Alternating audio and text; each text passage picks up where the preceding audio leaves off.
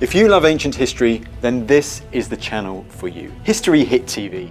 It's like Netflix, but dedicated just to ad-free history documentaries, including a huge library of ancient history content from the 9th Legion to Boudica to the First Britain. Simply check out the details in the description below and make sure you use code Odyssey on sign up.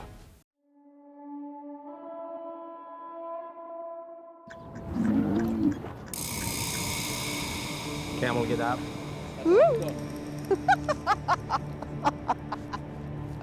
This is brilliant. This is obviously an iconic image. Taking a camel ride by the pyramids, surely it encapsulates the spirit of Egypt. But such an image is completely misleading. Because there weren't any camels here when the pyramids were built 4,500 years ago. And that's the thing. Ancient Egypt is instantly recognisable, but all too often completely misunderstood. So, I'm gonna try and change that. Good luck. Shukran kazeelan. The Great Pyramid of Giza, final resting place of King Khufu, over 140 metres from bottom to top. No wonder it still pulls in the crowds and the occasional Egyptologist.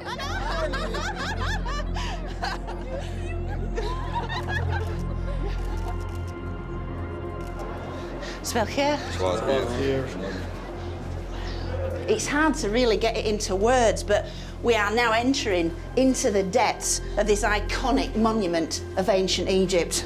It's a very busy iconic monument, though.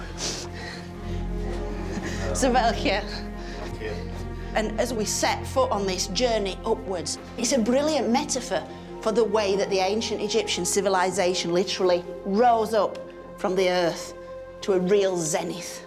So come with me and I'll show you something really brilliant. Because the pyramids are really only the tip of the iceberg.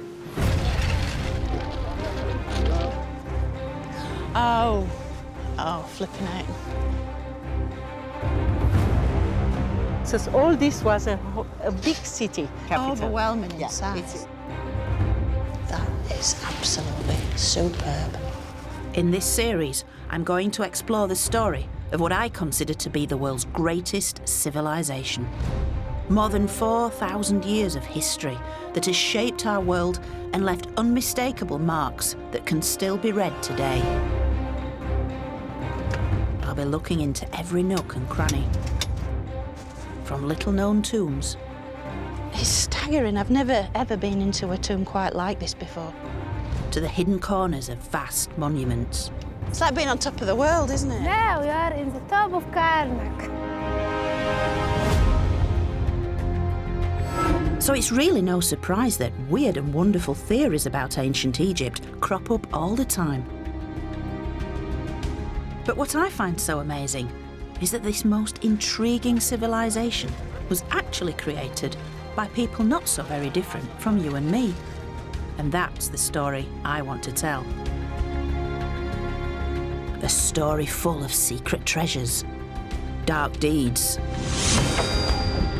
and sometimes controversial theories. This mask was originally made for someone else. And for the first time, I'll be piecing it all together. From the earliest Egyptians to the last of the pharaohs. Wow, look at that, look at that. Oh, that is so beautiful. Welcome to my story of ancient Egypt.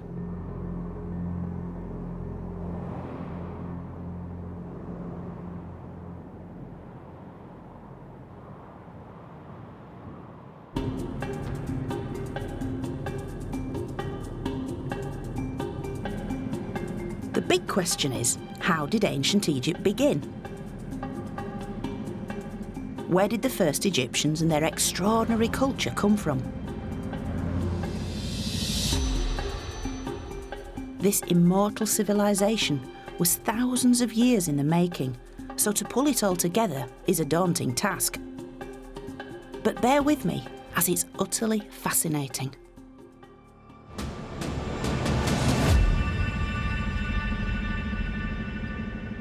But we won't begin with massive monuments, but with some enigmatic clues you could easily miss.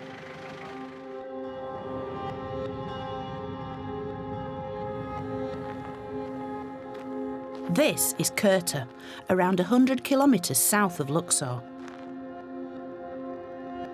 Unless you're an archaeologist, you almost certainly won't have heard of it, because there aren't any great temples or royal tombs to admire. But high in the cliffs, you can see real signs of ancient life here. Thousands of years before the pyramids. And this is where our story begins. Welcome to Sirte, Joann. Thank you so much for letting me come here. It's incredibly exciting. It's the first time you're here, I suppose. Yes. Nothing escapes the sharp eye of Dr. Dirk Huyger, and he's got something very special to show me. Not many people have been here before you because it's a quite recent discovery.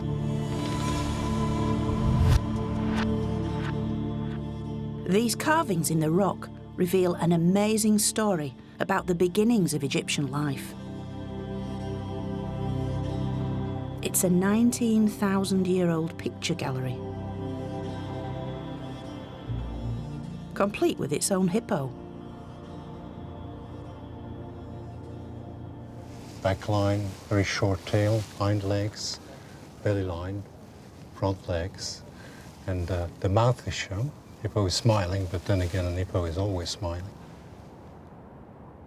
But another type of animal is by far the most common here. That's cattle. It's not just cattle. There's the mighty aurochs, the wild buffet, wild cattle. And extremely powerful images that seem to be in movement. They are, they're charging down towards us, aren't they?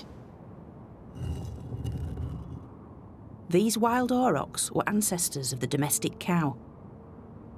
And nearly 20,000 years ago, beef was the main thing on the menu. About maybe 50% of their diet was composed of aurochs. So they were experts and masters in representing this animal.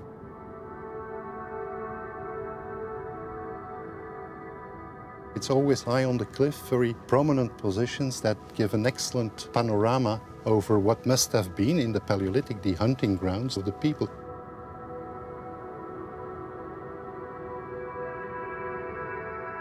It's easy to picture these early hunters here as they tracked their prey. But the landscape would have looked very different from today, because back then, this was savanna grassland, a green and fertile region. Do we have any idea why these creatures were engraved on these rocks here? We can guess, Joann, but we don't know. Maybe they wanted to influence the hunting. Maybe this is some sort of hunting magic.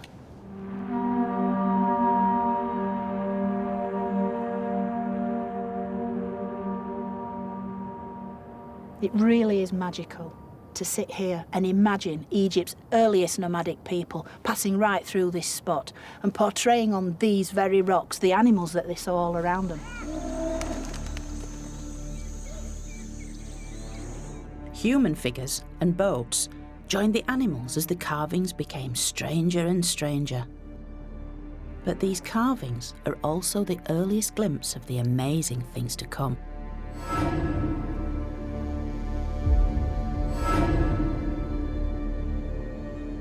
These are the first signs of what makes ancient Egypt, well, ancient Egypt.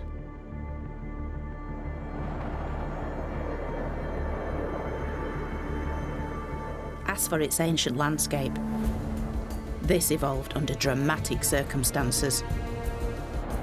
10,000 years ago, gravity tilted the entire Earth off its axis by about ½ a degree, and this had a profound effect on climate. And as the world began to change, Egypt would never be the same again. Now, these early people were nomads, seasonally mobile pastoralists who moved around following the summer rains.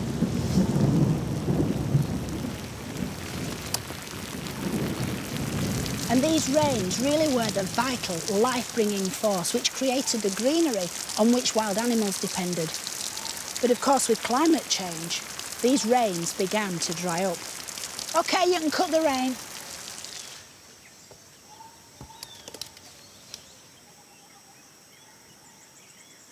The diminishing rainfall forced both animals and people towards large lakes, which formed during the rainy season. One such area is Nabta Playa, 100 kilometres southwest of Aswan. And here, these nomadic hunters began to settle into communities. But still reliant on the annual summer rains, they needed to predict exactly when these would return. And so they turned to the night sky. Welcome to the beginning of time. Quite literally, because this is Egypt's oldest calendar. At around 7,000 years old, this stone circle from Nabta Playa is the earliest evidence of how Egyptian weather forecasters became astronomers. They aligned its central stones to the circumpolar stars, visible in the night sky all year round. When the sun appeared directly overhead, the stones cast no shadow. The midsummer rains were approaching. This meant that the animals would drink, the plants would grow, and the world would survive for another year. So in many ways, this circle represents the solution to the very real problem of survival. But the Egyptians would take this a step further. I think the really great thing about these mini monumental markers is that this is the earliest example we have of the way in which the Egyptians are aligning their monuments to various things, to the sky, to the cardinal points. And from now on, every tomb, every temple, every monument will be aligned to the heavens, to the very gods themselves.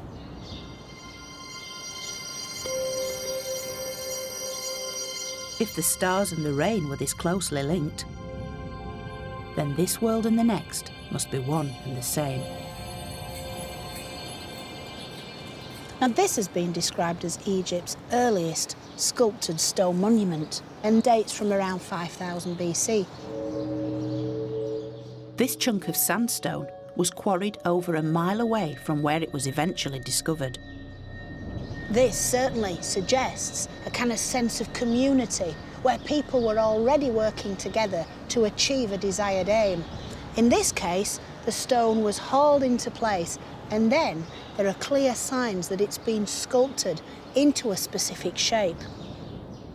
Now you might have to go with me on this, but some believe that this is in fact a cow, with its large hindquarters and this sculpted head. Now the cow was a vital part of everyday life for these people. It was a source of meat, of milk and of blood, key sources of protein they needed to keep them healthy. And yet so important was the cow, they chose to take it through into the afterlife with them, to sustain them on a spiritual level. And this is the very beginnings of the great cow goddess, Hathor. Hathor may have started off as a source of milk and meat, but eventually she would be loved and idolised by millions of Egyptians, since she represented love, joy, beauty and motherhood. And although her image develops from a lifelike animal to a female face with cow's ears, this may be Hathor's very earliest incarnation. Yet Hathor is only one of a multitude of gods and goddesses. The Egyptians just couldn't get enough of them. Over the centuries emerged hundreds, if not thousands of deities, each with a specific purpose and appearance. Some came in human form. Some had animal heads. They could be male, female, even androgynous. It seems that there were few aspects of life that didn't have their own gods. We know that in the very earliest times, their gods resembled familiar things, the world around them, elements of nature and certainly animals. And over time, the animals, their forms, their shapes, their characteristics were distilled down into this sort of divine figure, each one worshipped for a different quality. In the case of the ram, they were worshipped for their procreative powers. In the case of the cow, for their nurturing, motherly instincts. Then, of course, you've got rather different creatures, the dangerous creatures, the ones that lived on the edges of the Egyptian world, the lions, the crocodiles, the jackals. But it wasn't just about finding the appropriate divinity. It was about gaining power over them. The goddess Sekhmet was a ferocious lioness and the bringer of death to humans. So the Egyptians transformed her into a deity as a way of controlling her destructive powers. By worshipping Sekhmet, it was believed that she could be placated and transformed into a more benign deity. On so many levels, the Egyptians were trying to tap into nature to affect the way that nature then in turn affected them. In many ways, Egypt's unique religion was the glue that held society together, uniting the population and underpinning almost every aspect of life. It's everywhere, in tombs, in temples, in everyday life. And yet, there is another, even more fundamental element, without which ancient Egypt would never have existed at all.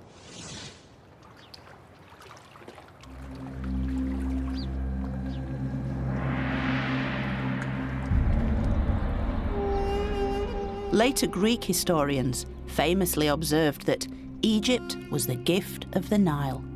And how right they were, because as the climate continued to change, the desert lakes eventually dried up, leaving the Egyptians with just one source of water.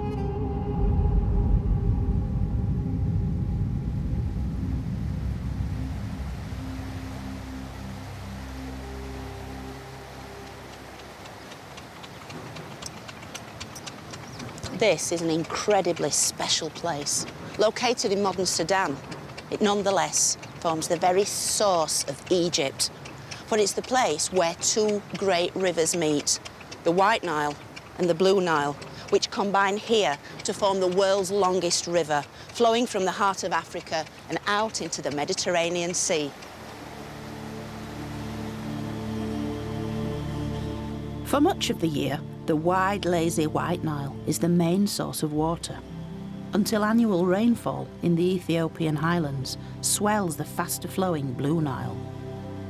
Today, the modern Aswan dams hold back these floodwaters, but until the 20th century, huge volumes of water and fertile silt surged downriver to flood the entire Nile Valley, bringing life and fertility to the desert that is Egypt.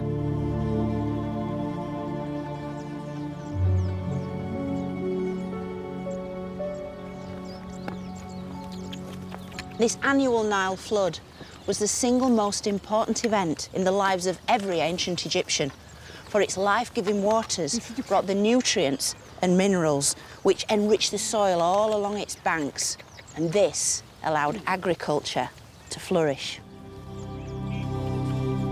Egypt is blessed with some of the most fertile land in the world, where farmers can grow everything from sweet corn and garlic to bananas, sugarcane and cotton.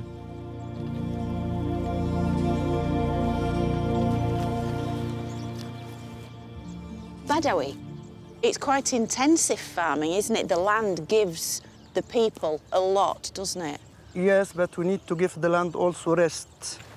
We grow one time and we leave it for 1 month, then after we use the land again to grow again. That's amazing that it only needs 1 month rest time and then it can be planted again. Yeah, sometime 15 days, sometime 1 month. Yeah. But it really does emphasise that this land of Egypt has always been so rich and so giving to the people. It's always given the people everything they need.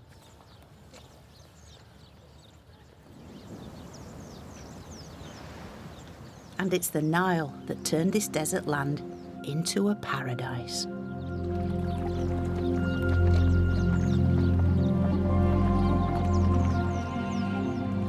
And 7,000 years ago, the people who could no longer survive in an increasingly desert landscape were forced to migrate towards it as their only source of water. So ancient Egypt took shape as these people came together along the banks of the Nile. In the north, settlements clustered around the Delta and the Fayoum. And in the south, around the Kenner Bend. This was the beginning of Egypt's so-called two lands, Upper and Lower Egypt, which developed into two distinct cultures.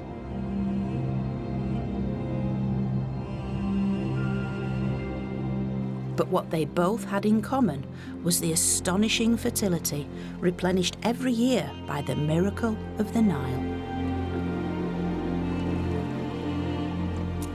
El Kab, located to the south of the Kenner Bend, is one of Upper Egypt's earliest settlements.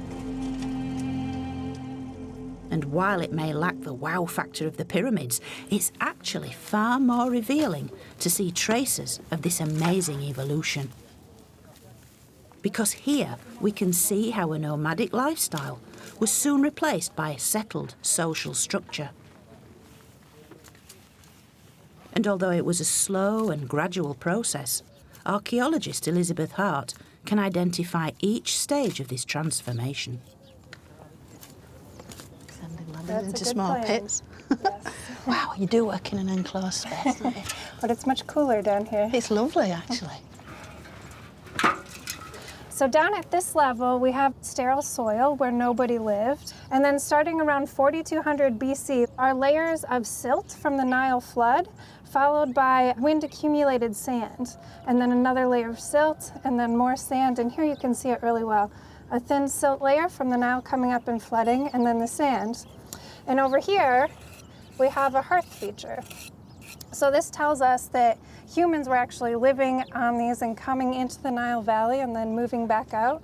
And we also found lots of potsherds and stone tools in these layers. You know, it might be a small space, but you've got people's real lives unfolding within it, haven't you? And we have thousands of years of it here. When we started, people were just moving into the Nile Valley. They were just starting to farm. And by the end here, we have pharaohs and a whole united Egypt. It's really impressive when you think about all the change that happened over this chunk of sand. Although we are still centuries away from the grand pharaonic monuments, you can still find traces of the lives these ancient people lived, if you look hard enough. For very little has survived, except for tons of pottery. Yeah, this one is, yeah. So it's 5,000 years old? So it's 5,000 years old. They're also tactile, these things, aren't they? These pots help us to identify when this early society began to produce a food surplus. A pivotal transition which required robust pottery for the storage of large-scale food and drink production. These bread moulds from slightly later are one of the most common finds. So you heat the mold, then the dough gets into it, and by the heat of the mold, the bread will be baked. But this comes in massive amounts. These are the beer jars. Ah, bread and beer. Bread and the beer. Egyptian staples. Oh, nice slice for a beer jar. This is the nuts and bolts of how Egyptian chronology all came together in the early days, isn't it? Yes. The pottery is especially fundamental to understand how people were living.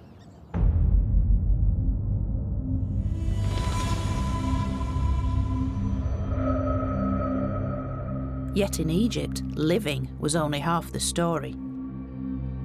Because what really sets the ancient Egyptians apart is their view of death.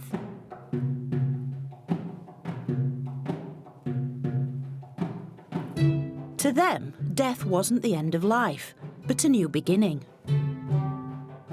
A transformation from the world of the living into an everlasting afterlife. And such a belief would shape Egypt's most mysterious practice and my favourite subject. Mummification. Although the origins of this enigmatic tradition are only now becoming clearer, the burial of their dead had a strong significance from the very earliest times. This is a typical burial from around 3400 BC.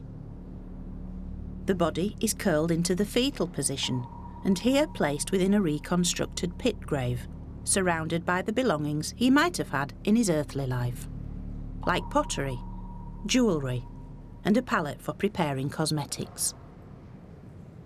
Everything that was important to him in life accompanied him into death.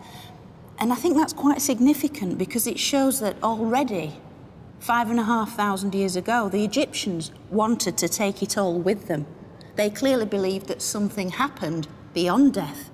Death was simply a transition into another state of existence when you continued to live, and it was assumed you would need everything you'd needed in your life on Earth.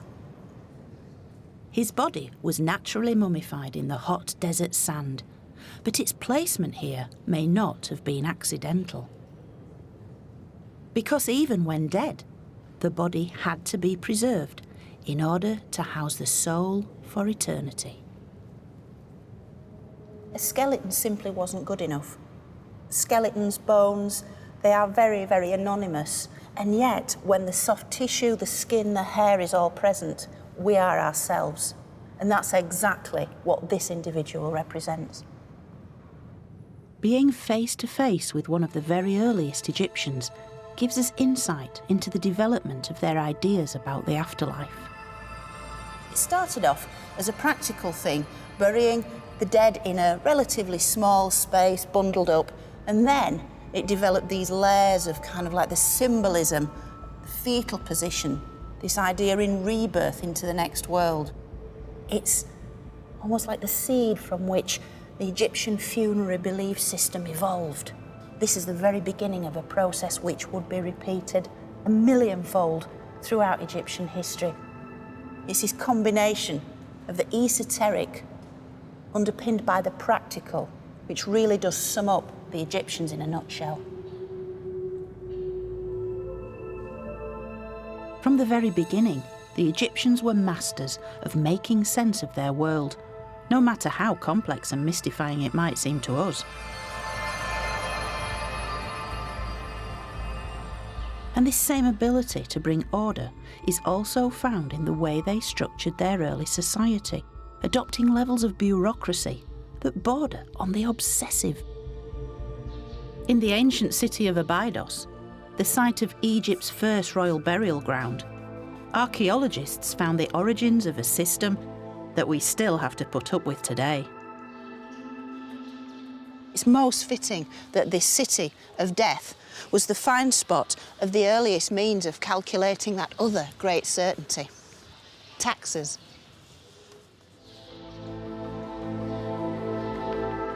The evidence comes from small bone and ivory labels like these, which have been dated to around 3250 BC. The originals are probably the size of a postage stamp, and you can see that each one is engraved with images of animals, of birds, of plants and so forth. And each one is pierced for suspension to a chest or pottery vessel, which would have contained oil, linen, grain. And it's thought that these symbols represent the regions that produce these commodities, which were then brought here to Abydos. Thought to have been sent as tax payments, these tiny labels show how these early people were already capable of collecting duties from a vast geographical area. Some experts even believe these symbols can be vocalised. By turning the simple drawings into sounds, makes this the world's earliest known writing.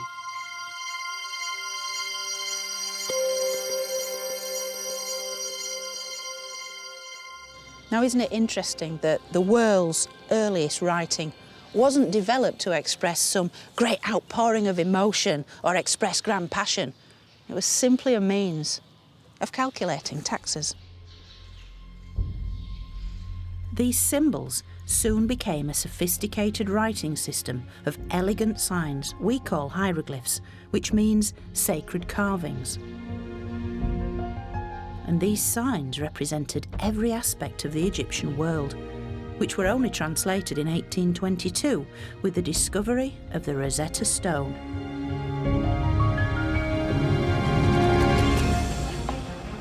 And a common language was needed as goods were transported between the two lands of Upper and Lower Egypt. The people of Lower Egypt had also developed trade links with the rest of the ancient world. But as more warlike regions began to emerge in Upper Egypt, it soon became clear that the Nile had spawned two very different and distinctive cultures. And in many ways, the only thing they really had in common was this great river.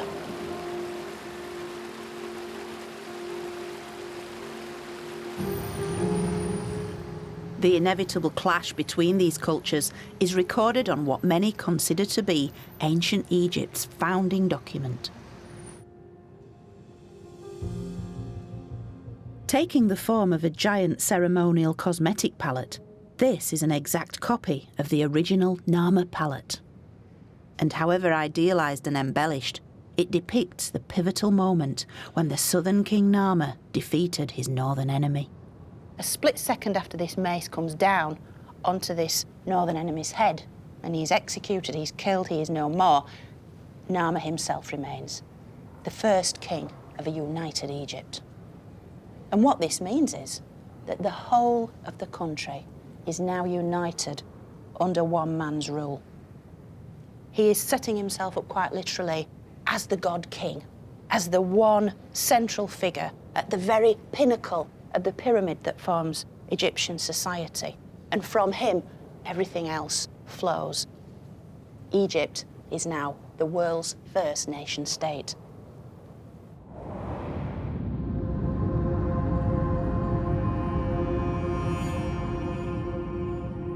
What made ancient Egypt is all here. The art forms, the forms of religion, and even the world's first writing, hieroglyphic script. This is the name of Narmer. The catfish, Na, and the chisel, Mer, Na, Mer, striking catfish. As the first king of Egypt, Narmer is protected by the cow goddess Hathor, stands beside Horus, the falcon god of kingship, and is dressed in all the same paraphernalia as every king who succeeds him. He has the tie-on false beard to emphasise his virility and his strength. And this is matched, of course, by the tie-on bull's tail. It's a wonderful feature. This idea you could just tie a little tail onto the back of the belt and then take into yourself the power of a bull. This palette is Egypt's earliest historical document.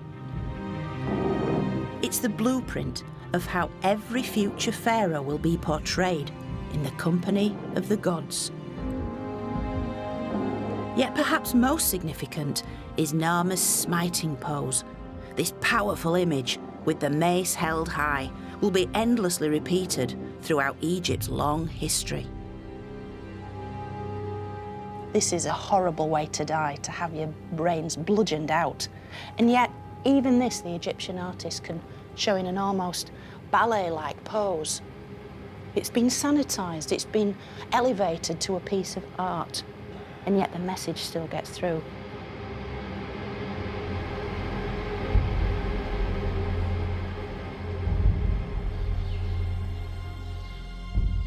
For the next 3,000 years, every one of Egypt's subsequent rulers would try and link themselves to Egypt's first pharaoh. To rule legitimately and successfully, they had to be absorbed into the complexities of the Egyptian hierarchy, both in this world and the next. So their names were recorded on a series of king lists, a kind of royal family tree. And the best preserved of these is here, in the temple of Seti I at Abydos. It lists himself and 75 of his royal predecessors going right back to the very dawn of Egyptian history, with the very first king up there, King Narmer. And the other important detail about this is that it's essentially emphasising that royal continuity, because Seti has his own young son, Ramses, the crown prince, actually reading out these names on a piece of papyrus paper. So it's as if Seti is saying to the gods, look, I'm now pharaoh and this is my son who'll succeed me, to become yet another name on this remarkable list. In all, Egypt had over 300 pharaohs organised into 30 dynasties. But in the case of Egypt's earliest kings, being merely mortal was not enough. They needed to prove their divinity by exercising absolute control over their subjects.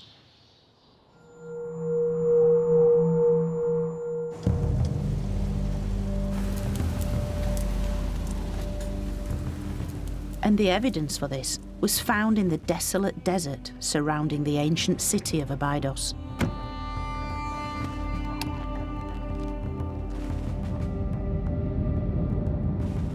This was Egypt's first royal burial ground, the original version of the Valley of the Kings.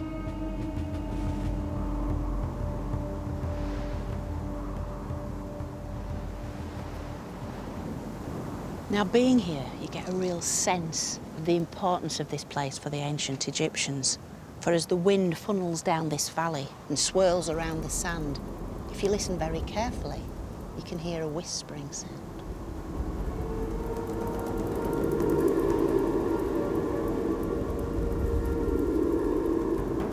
A whispering once thought to be the voices of the very dead themselves.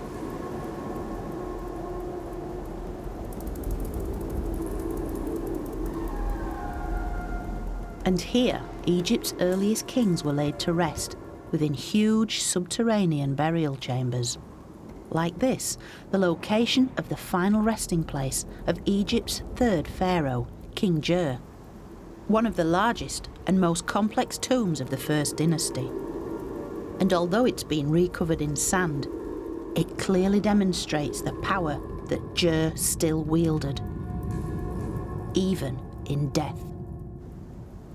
Jer himself was buried here in the central chamber, but all around are 318 subsidiary graves of his courtiers. Not only that, a little way beyond, many others were also buried. In total, 587 individuals accompanied this man into the next world. Which is incredible enough, but there is evidence of a more sinister twist. The fact that this tomb was all sealed over at the same time suggests these people may have been victims of ritual sacrifice, perhaps even ritual stabbing, as portrayed in art of the time. And certainly that power over life and death would give any king a godlike status.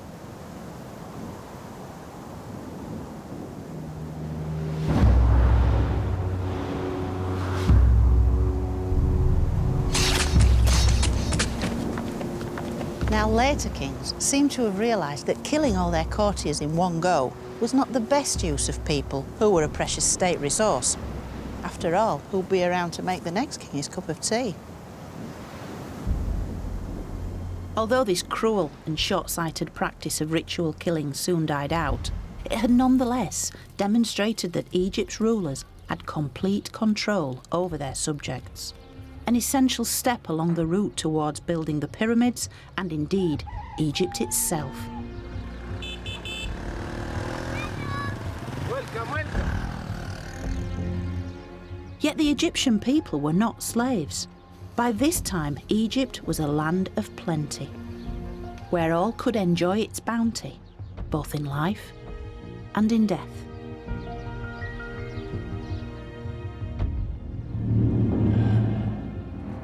This is the later tomb of an official called Iru-Kartar. And here he is, greeting us. He's coming to the door of his own tomb, emerging from the walls, captured in all his splendour with his finery on, his jewelled belt and his white linen kilt. Even details down to his little sort of pencil moustache. Looks a little bit like Clark Gable, to be honest. The scenes in his colourful tomb depict a refined life that's a world away from Egypt's earliest farmers. We have Irukatar seated in front of a table of food offerings. There's fruit, vegetables, wine and so forth. The bearers are coming forward with offerings to sustain his soul.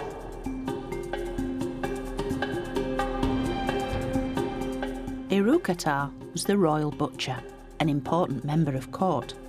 And with royal courtiers no longer sacrificed for burial with their king, they could now make their own elaborate preparations for the afterlife. There are a couple of scenes up here of the household servants making the beds of Irukatar and his family. They're stretching out the linen sheets, they're bringing even a little fly whisk and the ancient Egyptian pillow, the headrest there. So even in the afterlife, Irukatar will be comfortable. Irukatar's tomb is in Saqqara, a sprawling city of the dead for Egypt's first capital, Memphis. Yet Saqqara wasn't just the burial site of courtiers, but of kings, and the site of a revolution in royal tomb building. And whereas previously the dead had tended to be buried away in the desert, hidden away almost, here at Saqqara, high on the desert escarpment, the dead were literally placed on display. Up to this point, the Egyptians had tended to build their tombs and temples, like their houses, from organic materials. From the mud brick, wood and reeds, which rarely survive. But in the third dynasty, the great innovator, King Djoser, built his legacy in something far more permanent. For he built in stone, which could potentially last forever. Djoser built this huge stone wall to surround his tomb complex, although his architects and workmen still drew their inspiration from the natural world. You can see that the masons are just trying to get their head around how to actually work with this stuff, what forms to put it in. So we have Egypt's first hyper-style hall of columns, sure, but it's taking the form of reeds bound together to make the kind of columns that would have been in Djoser's palace down by the Nile. But this, of course, is a house for death. This is a palace of eternity and must be built in something as solid as stone.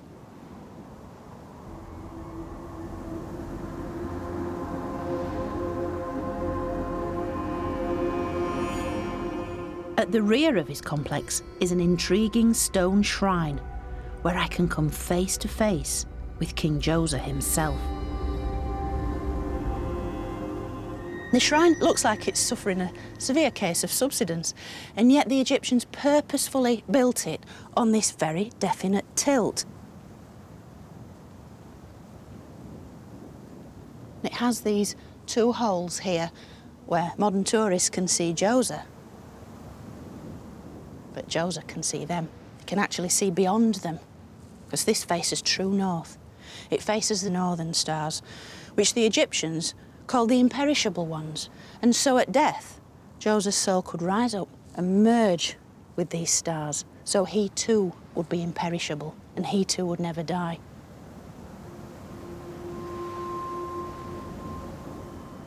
In order to ensure that his soul could live on, Djoser's body needed somewhere safe to rest, within a tomb truly fit for a king. Most burials were topped by a simple single-storey building called a mastaba, meaning bench. But Djoser did something radical. Djoser really wanted to impress with his funerary monument, so another step was built on top. And I think Djoser must have quite liked the effect that this gave. And so, built a third step, a fourth step, a fifth step, sixth step.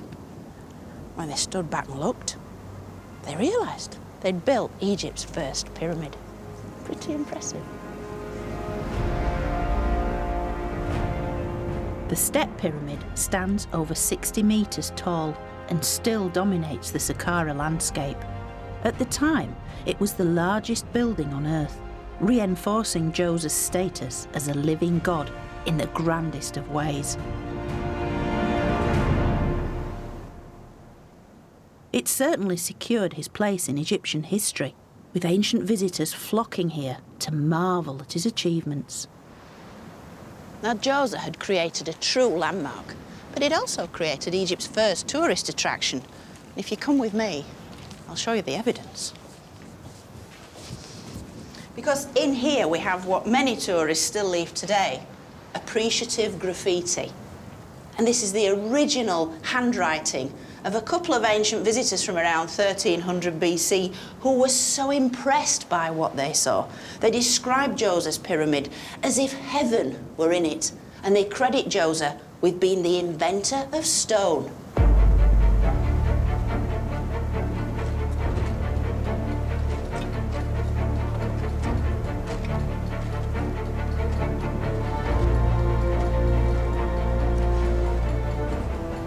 But why did Djoser build this? Was it just an ego trip or an exercise in personal vanity? Or was it designed to show the world just how far Egypt had come? Because in only a few centuries, these disparate people had come together to create the world's first nation state.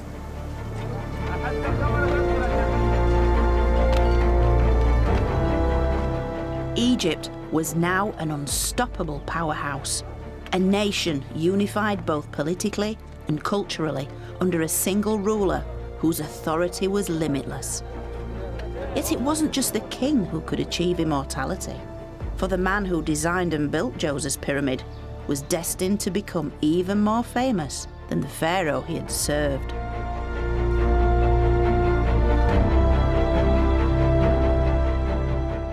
This statue base once held a full-sized figure of King Djoser, but carved into its base is also the name of his architect.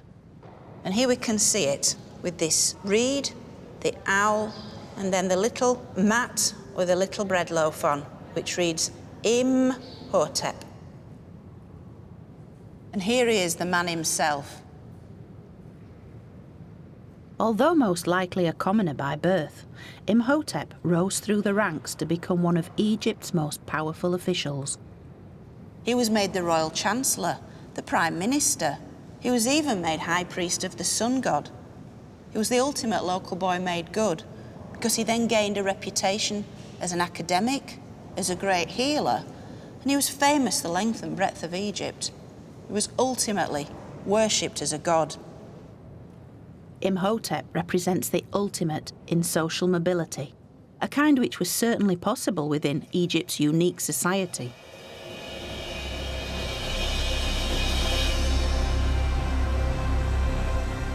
This was a society in which ideas were often taken to extremes, with 1.5 million people united by an absolute belief in the power of their king and in the certainty of the afterlife. Egypt enters its most ambitious era so far, the Pyramid Age.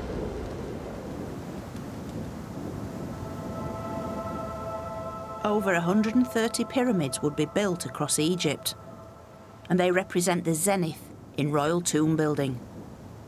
Huge state-sponsored civil engineering projects that used vast resources of materials, manpower, and time.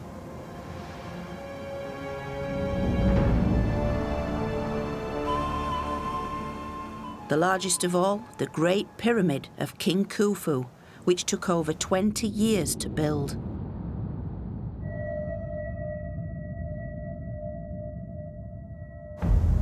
And in order to build something so ambitious, an entire city was created, specifically to house the construction workers, just beyond this monumental wall.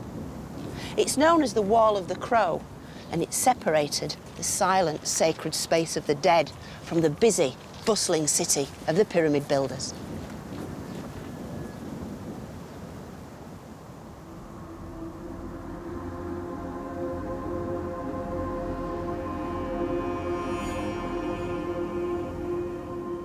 This 5-hectare site once housed workshops, bakeries, a tool-making facility and a fish processing area. For this was an integrated, self-sufficient community of over 8,000 people who even had their own medical care.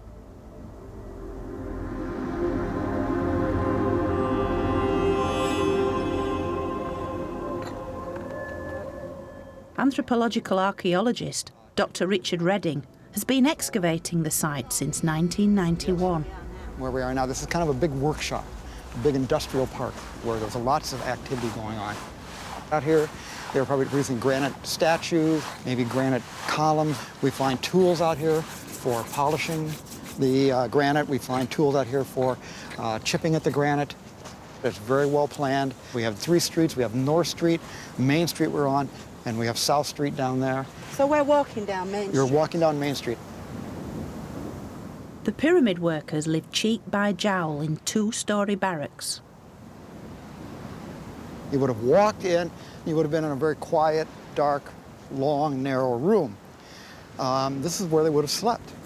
There would have been a higher bed for the overseer at each end, and then everybody would have laid down, probably with their head in this direction or the other direction, exactly like this. You would be lying here like this, and this would be your nighttime position. Very comfortable. Can I try out the overseer's bed? Sure, you want to try out the overseer's bed there? Delusions of grandeur. Is it this one or that one? Yeah, that's the wall. You're right where you are. Oh, so this is all right. So if I sat down here? Yeah, the overseer's bed is actually buried under a few centimeters of sand, and the floor here is probably under about a ½ meter of sand. So, oh, this is nice. Yeah. I can keep my eye on you now. That's right. You can see me. If I got up in the night and I tried to sneak out to go someplace, you would see me. Everything the workers needed was here on site. The team have recovered data that shows that workers consumed 74 cattle and 257 sheep and goats each week. This corral area could hold a week's supply of cattle before more were shipped in from Egypt's grasslands. You could have almost just-in-time delivery coming down, another small herd coming down from Komel-Hissen or the Delta coming down and in. It's a really well-oiled machine. You can see now how efficient the Egyptians were at obtaining their food, bringing it to the right place at the right time for the right people. It's brilliant. It's absolutely brilliant. It wasn't just simply the food, it was everything. There was the copper to make tools. There was the stone being brought in here from Aswan and other areas. So a lot of things were coming into here. These were government workers. They got everything from the government. In many ways, this settlement is Egypt in microcosm, a highly ordered social structure with job specialisation and mass cooperation. It's hard to believe that in a relatively short period of time, Egypt had been transformed. From simple subsistence into a united state which could provide for everyone who worked on its behalf. What we're seeing here is the final building block in Egyptian culture, but not just for the Pyramid Age. For once this infrastructure was in place, it would never change. So whether they're building a pyramid or setting up a colossal statue, the level of organisation and cooperation would remain the same. But this was the foundation stone of Egypt.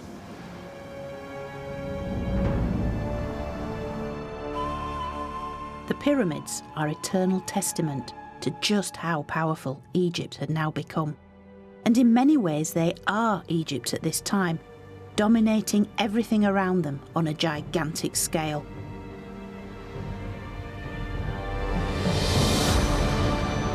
And towering above the Giza landscape is the Great Pyramid.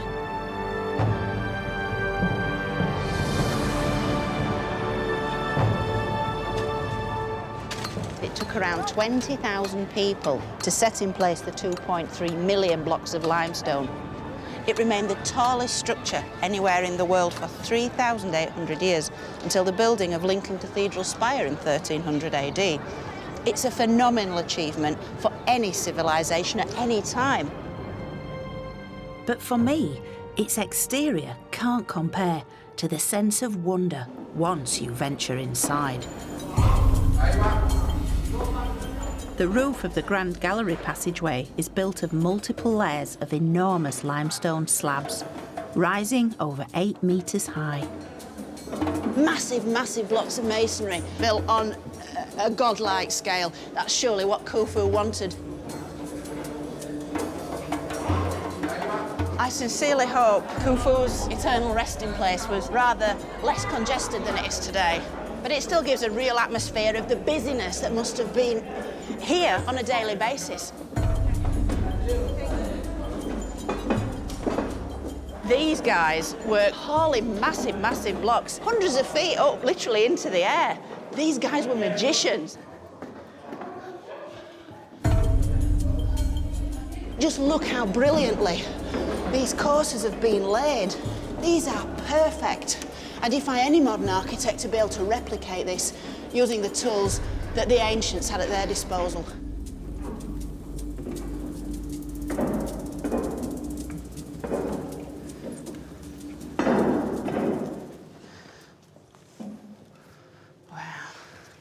Here we are at the zenith. We're at the heart of the pyramid now, King Khufu's burial chamber, and we've hit it at exactly the right moment because the pyramid is closed for lunch.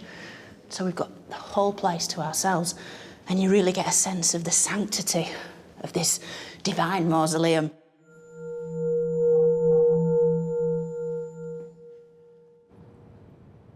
The walls and roof of the burial chamber are lined entirely in granite, and it was within here that the body of the great King Khufu was sealed, ready for his final journey into the afterlife.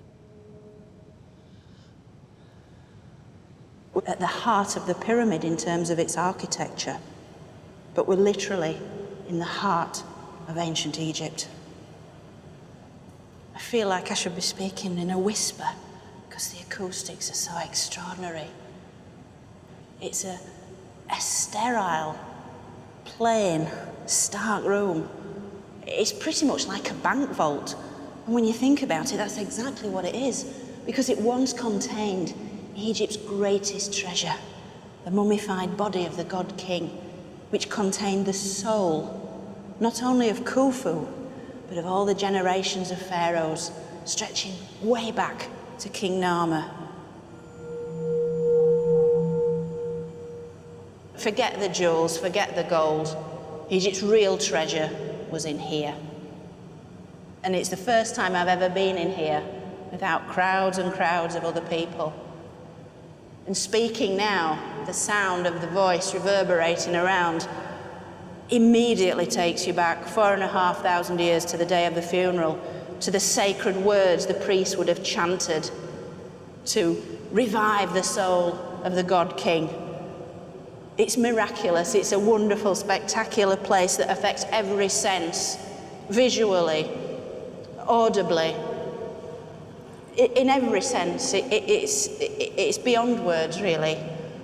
I think I probably better stop talking now.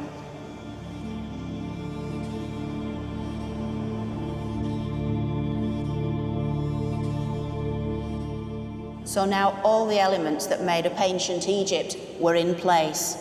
A well-fed, highly organised population that unswervingly followed their god king, and all of whom shared this fervent belief in an afterlife. Life in Egypt was good.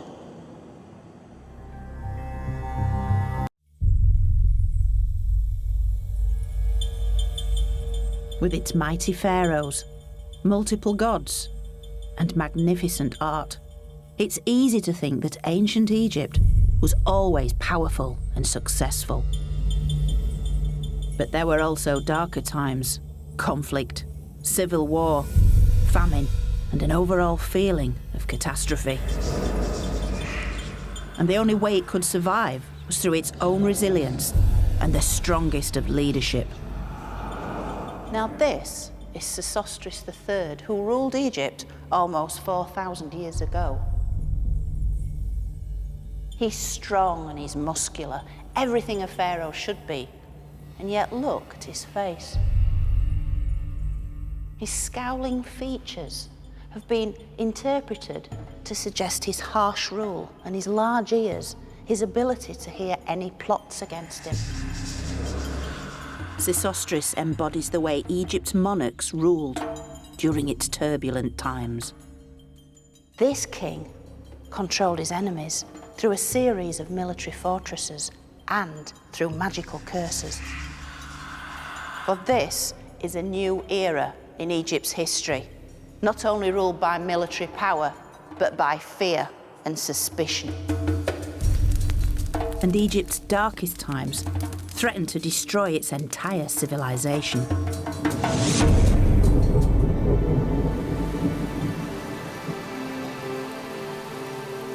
I've already explored how Egypt's ancient culture began thousands of years earlier. Blessed by the River Nile and a rich natural environment, and a society united by a complex ideology.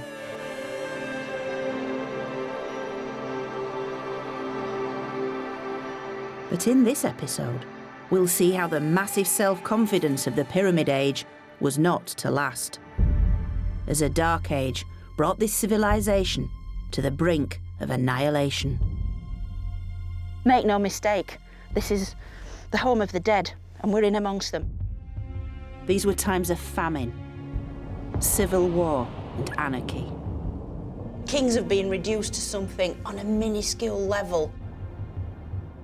But this collapse triggered one of the greatest revivals of ancient times, with Egypt re-emerging more powerful and wealthy than ever before. Welcome to my story of ancient Egypt.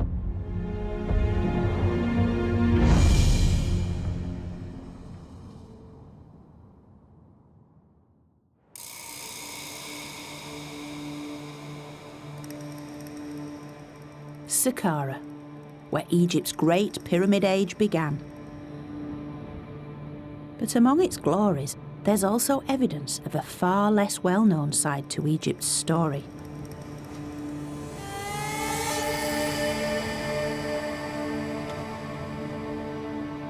Its descent into a dark age.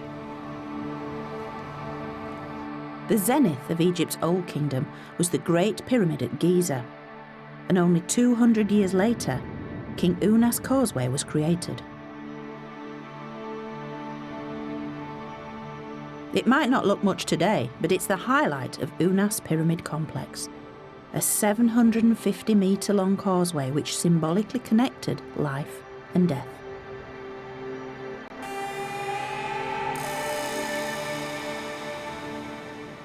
It goes right from the Nile Valley all the way up onto the high desert plateau, right to the foot of the Pyramid of Unas.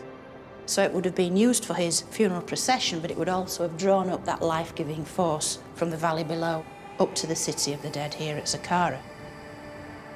A narrow slit in the roof once allowed enough lighting, but the extraordinary thing is that this causeway was designed for a sole purpose: the king's funeral procession.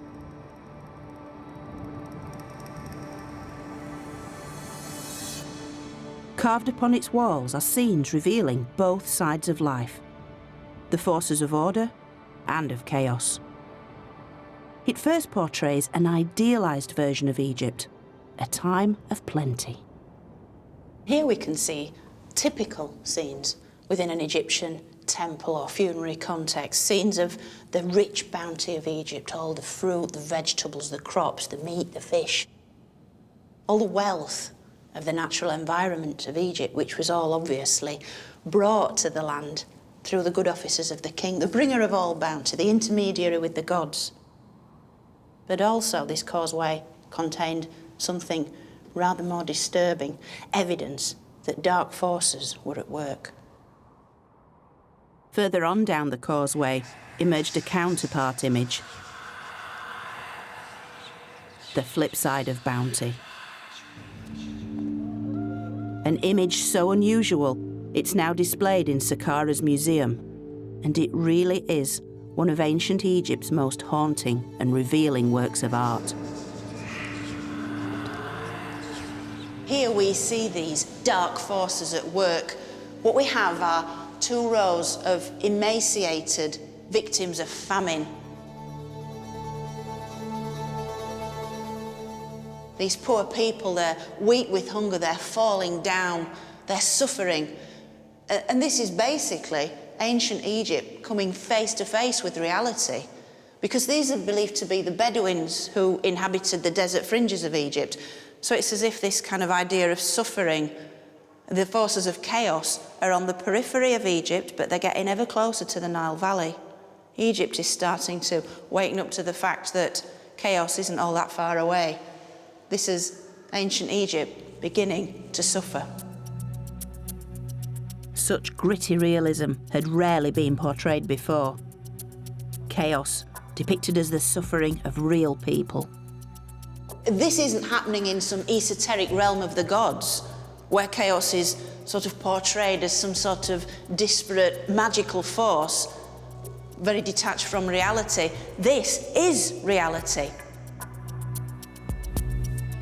Through such realistic images, the Egyptians were expressing their fears to the gods, appealing to them to keep these forces of chaos at bay.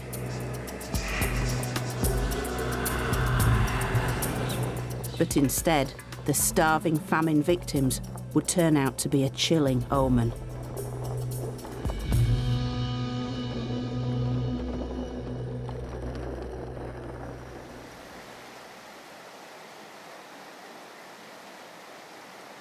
Up until now, Egypt's prosperity had flowed from its one source of water, the River Nile, whose annual floods enriched the soil, allowing life and agriculture to flourish. This natural abundance was the very bedrock on which Egypt and its perpetual world order was able to thrive. But this lifeblood was about to run dry. Evidence shows that at the end of the 3rd millennium BC, the Nile flood levels fell dramatically. As the very thing that brought them life began to diminish, the Egyptians believed that their gods had begun to abandon them. And for the next century, the ancient texts talk of suffering, starvation, and even cannibalism.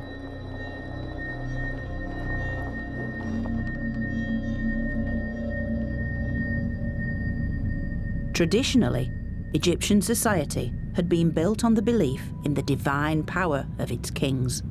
Without this belief, the Pyramid Age would never have been possible. But now, in its time of need, Egypt's king seemed increasingly powerless in the face of such natural disaster.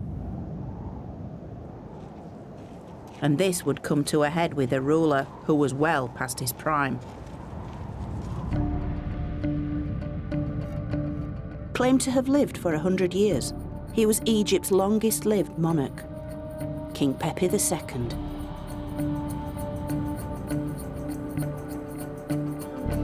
And this space was once a ceremonial running track, the type of place where Pepi would have to display his physical prowess to prove himself to his people. Now, when any pharaoh had celebrated 30 years' reign, they had to perform the Jubilee ceremonies, and this involved running the ceremonial Jubilee race, 4 times round this circuit as King of the North, 4 times round the circuit as King of the South. It was the ultimate public display of their fitness to rule and their strength.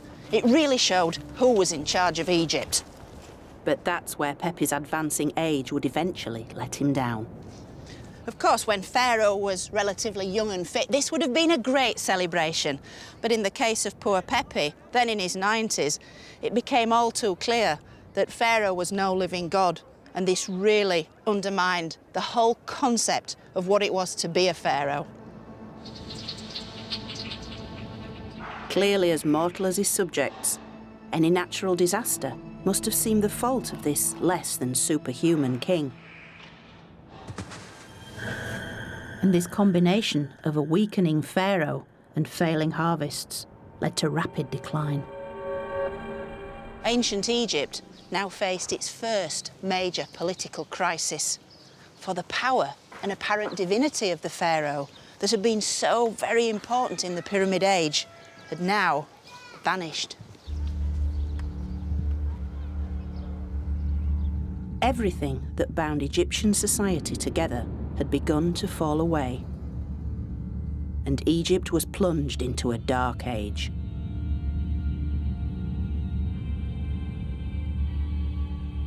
In this time of growing uncertainty, when the Egyptians had lost faith in both the monarchy and state-run religion, they increasingly turned to the power of magic.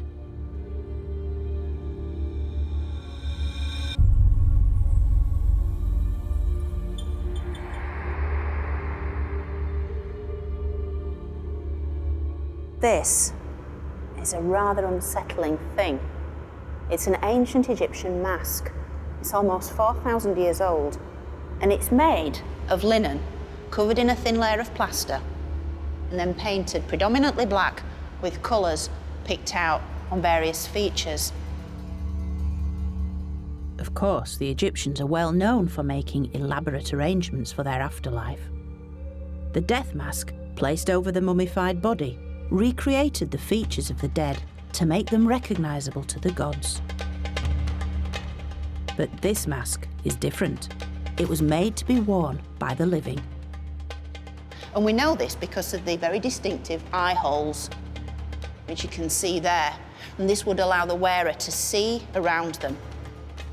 You can imagine when this was applied to the face, fastened on, tied on behind the head, it would transform that individual into a completely different entity. Traces of paint on the linen reveal how it might have helped the wearer embody some form of magical being. Whoever wore this was going to some effort to transform their appearance, to try and tap into the hidden forces of the gods and to control the world in which they lived. It's as if the Egyptian individual that wore this was trying to take charge of their own destiny.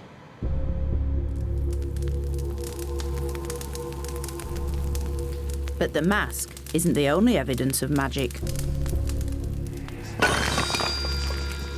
For in their dark ages, the Egyptians increasingly began to write out curses and spells on pots and figurines. Scrolled across one was the curse, "Die, Henui, son of Intef," a form of magic sufficiently small scale to be performed within their own homes. And one of the most graphic ways they did this was to take a piece of clay or a simple pot like this one and write upon it the thing or the person that they wanted to control. They often used red ochre because red was associated with the powers of destruction. So if I was doing this, I'd put on it the thing I'd want to stop, which are early morning calls and alarm clocks. So you've got to imagine Egyptians from all walks of life doing this. The priest wanting to protect the pharaoh, the soldier in battle against an enemy, or simply a hated love rival.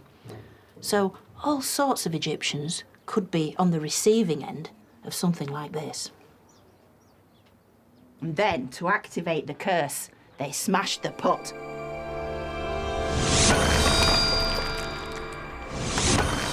It was a symbolic act to annihilate the name of the enemy, and therefore to control that enemy. Ooh, that does feel better.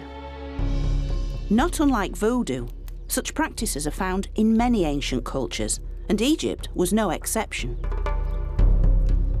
But it's far from the way we imagine the formal, time-honoured rituals of the temple, led by the king at the head of the religious hierarchy.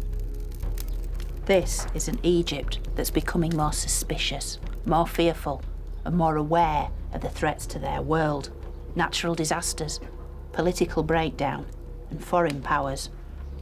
And this little wax figurine is a means to control anyone that threatens the balanced order of Egyptian life. Welcome to the Age of Fear. A time when every element of Egypt's worldview was in doubt. Their faith in their king, in their land, and even in their gods had all faltered. This is one of the lowest points in Egypt's long story, and its effect reverberated throughout the Nile Valley. The king, traditionally based in the north, was no longer the source of wealth, so royal officials abandoned court and relocated back to their hometowns throughout the country. Disunited, Egypt reverted back to how it had been 1,000 years earlier, breaking up into a series of local regions called nomes. And now a new kind of leader emerges to dominate the Dark Ages. No longer a single king, but multiple warlords.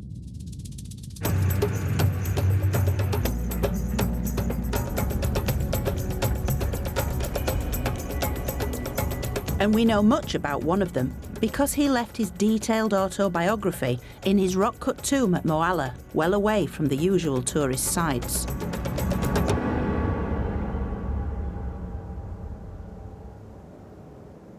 His name was Ankh-Tifi. Now, Ankh-Tifi is a small-time official who's worked his way up through the ranks to become the regional governor, or nomarch as it's known. And in the decline in central government, the power vacuum that opens up is now filled by the Ankh-Tifis of this world. Ankh-Tifi's tomb is quite modest by ancient Egyptian standards, but its interior walls tell of his rise to power. And Egyptologist Gary Shaw is going to help me unravel Ankh-Tifi's story. You can see the man himself. Ah, the great man. The great man carved, standing there. He's got a great hairstyle. He does. That is lovely. I'm liking him already. Yeah, the man himself, he has a great tomb as well. The hieroglyphs and images that fill the walls reveal how Ankh-Tifi exploited the power vacuum at the end of the Pyramid Age, reducing the king to nothing more than a footnote. The only time you see the name of a king in the entire tomb is right here. This tiny little cartouche. Oh, it couldn't be any smaller. Look Yeah. at the size of that. This is Neferkare, and that's it. Is that it in the old tomb? The old tomb, the one mention of a king. And just, I think that really emphasises just how important he thought he was alone. He didn't need to mention the pharaoh. He didn't need to say that the king told me to do this, so I did this because of the king's favours. He just did it himself. That is extraordinary. I think that cartouche alone of everything in the tomb encapsulates this whole period. Kings have been reduced to something on a minuscule level, and the local rulers are shown on a huge scale, and it's all about them, isn't it? Ankh-Tifi had enhanced his own political career and wanted to ensure the gods were in no doubt as to his importance. So the elaborate language, once exclusive to the king, was now part of Ankh-Tifi's own boastful propaganda. This warlord was an egomaniac. He also says that he's a hero without equal, without peer. And you get that here. I'm a hero without peer. And pretty much almost every inscription in this tomb ends or includes this statement at some point inside. And what did he do to kind of justify these claims? He emphasises all the good things he did for the people. This was meant to be a time of drought and famine, so we're told in the texts, and he tried to guide them through this. He was managing it by feeding everybody and doing all sorts of good things, giving bread to the hungry, ointment to those without ointment, and sandals for those who were barefoot, and wives for those without wives.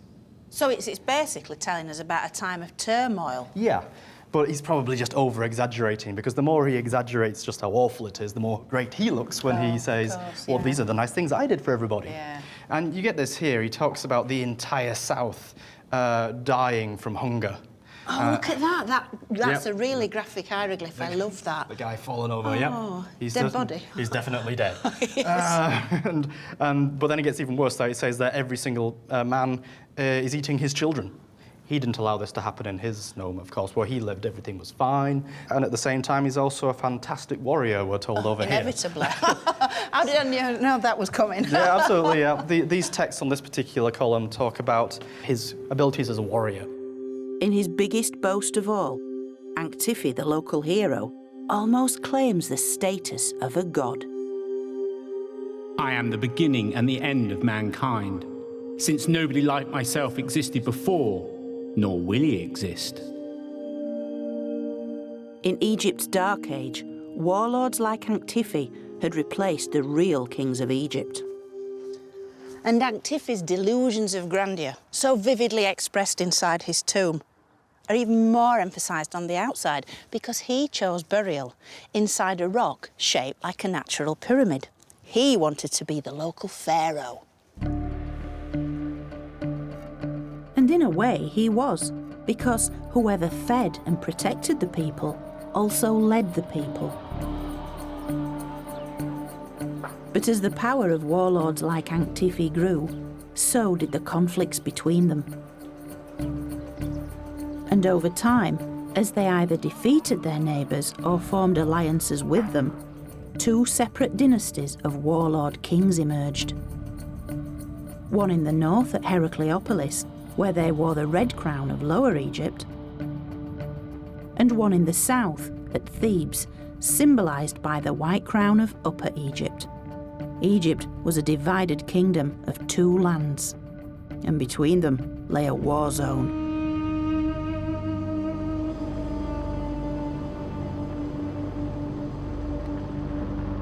Situated at its centre lay Egypt's most sacred site, its earliest royal burial ground, and still today an evocative and atmospheric place.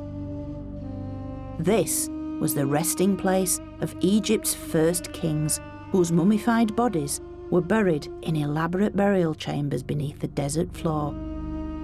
A safe place for their souls, or so they thought.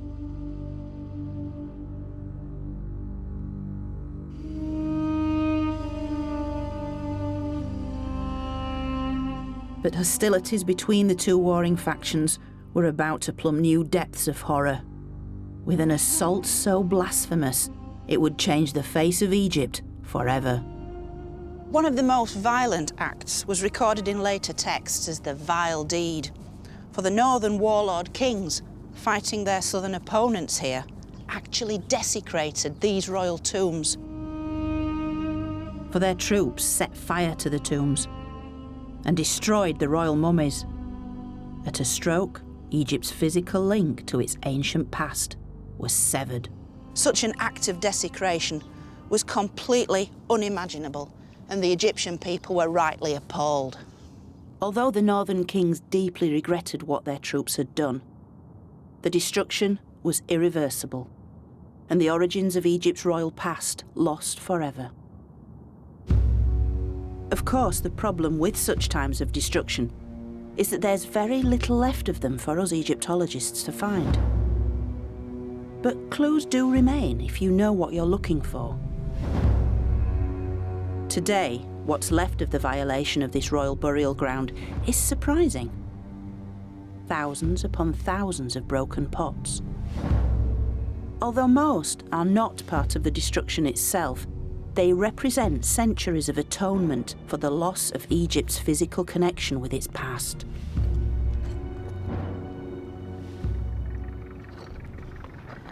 Now, not long after the desecration, this became a place of pilgrimage where people came with little pots like this one, filled with food, drink, incense, which they offered up to the souls of the dead kings once buried here.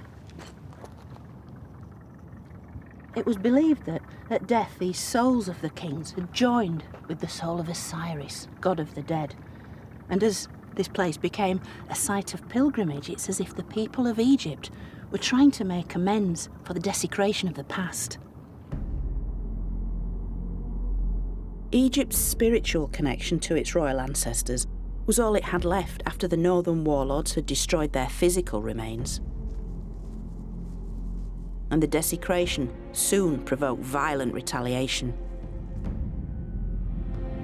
Directly across the desert from Abydos lay Thebes, the stronghold of the southern warlords. And they would soon rise up against their northern rivals and attempt to resurrect Egypt as a united land.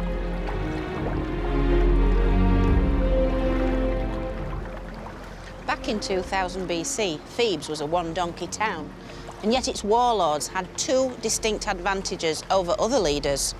They lived on a bend in the Nile called Akhenaten, a strategic control point of rich farmland.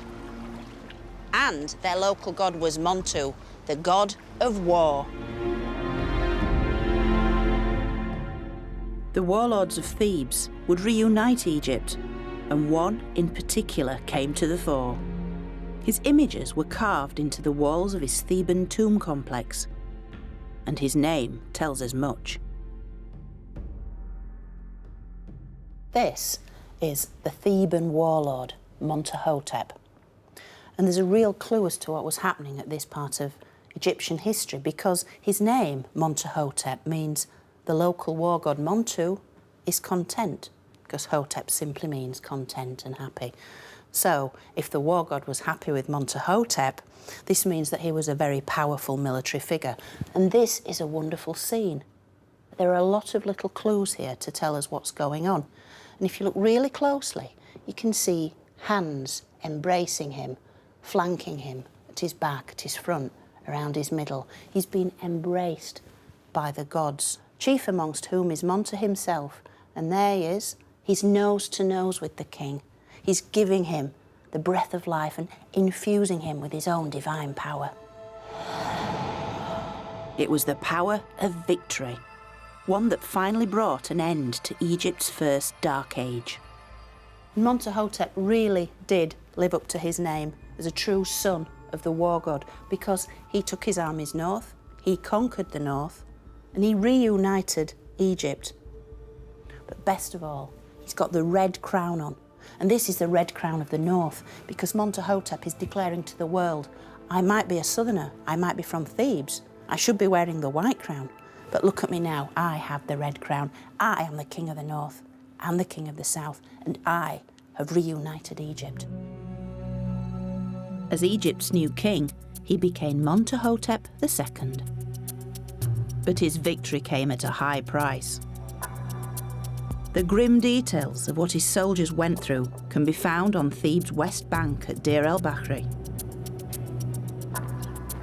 It was inside one of the tombs here that the remains of Montuhotep's warriors were uncovered in 1923. Their bodies silent witnesses to Egypt's civil war of 4,000 years ago, which careful analysis revealed in fascinating detail. Now, the archaeologists found around 60 bodies in the tomb, and these are the original excavation photographs. All of them had been naturally preserved, naturally mummified in the hot, dry climate, so you've still got the skin and the hair. And crucially, evidence of how these men had fought and died. Some of these bodies had been pierced by arrows. This one goes right into the left side of the chest. Others had actually been buried with these leather wrist guards that archers use. 10 of the warriors had been killed with ebony-tipped arrows. But in others, the wounds are even more brutal. You can see here somebody's hit this man on the head with a real whack, and you can see this very, very graphic area of damage there. And after these series of furious blows have been rained down on these poor guys, they lay helpless on the field of battle, their bodies picked at by vultures. You can see here the dreadful damage. It's such a profound image. The bodies reveal evidence of the weapons used against them as they fought for control of Egypt. Arrows, slingshot, and even rocks had been hurled at the warriors from above. Eventually, their bodies were collected from the battlefield and carefully wrapped in linen.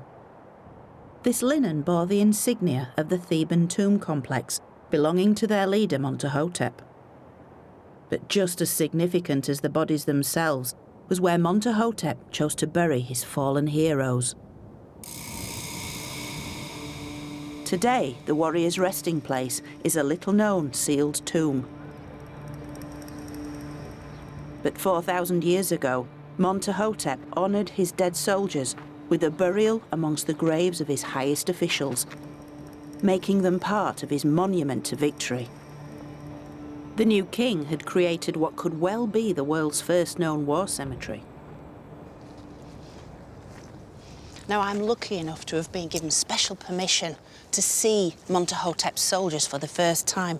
These guys are going to be taking down the tomb wall for me, allowing me to actually meet the very people who fought in Egypt's civil war around 2000 BC.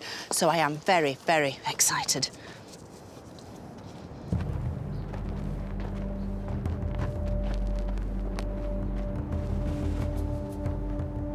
And it was the same curiosity which drove a team of American archaeologists to excavate their original mass grave in the first place.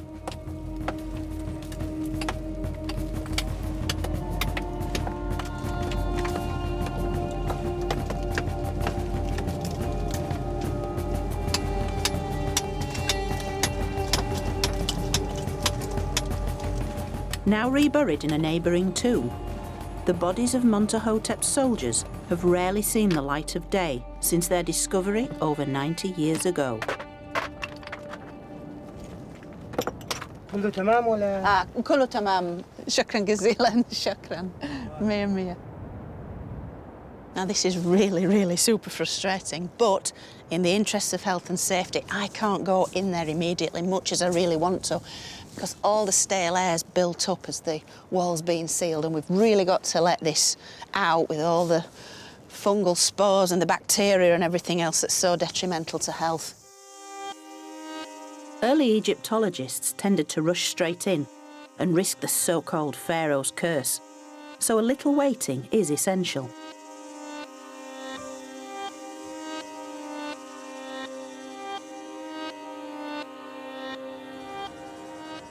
I can't believe we're actually going to enter this tomb now. It's one of those rare moments you get in a Egyptological career, into a tomb that's hardly ever visited. The wall had to come down, and who knows what we're going to find inside, because I certainly have never seen this before, so it's a very, very special moment.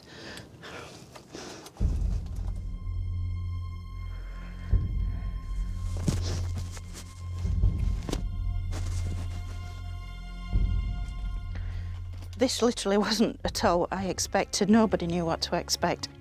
It's staggering. I've never, ever been into a tomb quite like this before.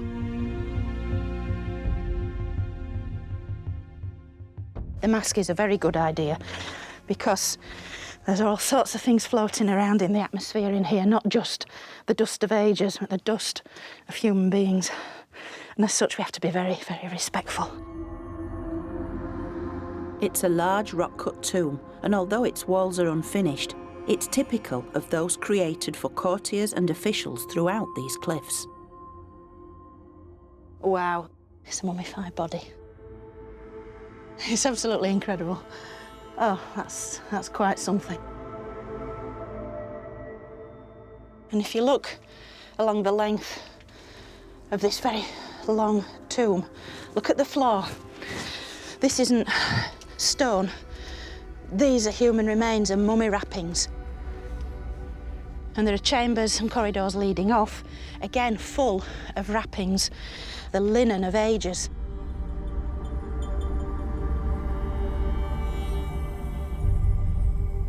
Some of it is claimed to be the very linen that bound the bodies of Montahotep's warriors to help preserve them for eternity. But at first glance, it's hard to get a clear picture. For this particular tomb seems to have been reused many times during Egypt's long history. Part of a shoulder. You see the way the skin's folded and dried out. Partial human body, still with much of its soft tissue intact. It hits you immediately in the face, and you're confronted with what a tomb is all about. Make no mistake, this is the home of the dead, and we're in amongst them. It's a very, very emotive and powerful place to be.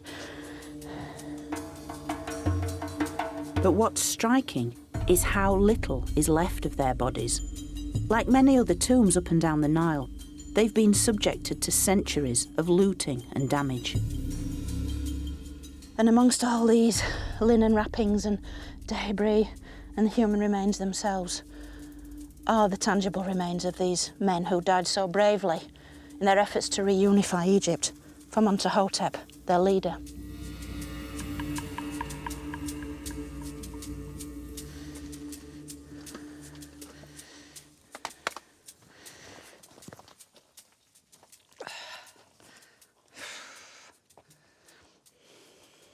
Having just come out of that tomb, I have very, very mixed emotions.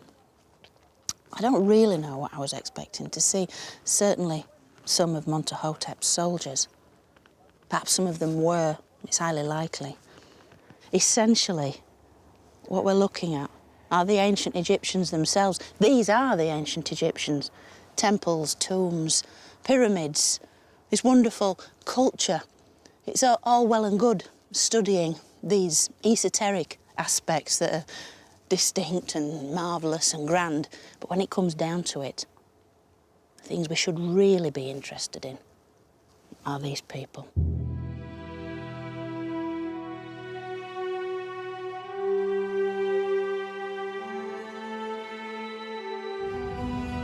Montahotep's reunification of Egypt marked a new beginning, the dawn of what would become known as the Middle Kingdom. And the rise of Thebes.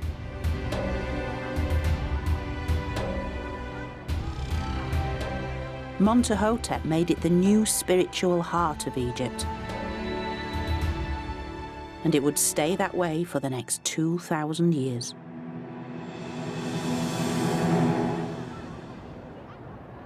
But whereas the war god Montu had dominated the previous century of Egypt's story, the deity that now took centre stage was Hathor, the goddess of love, joy, beauty, and motherhood.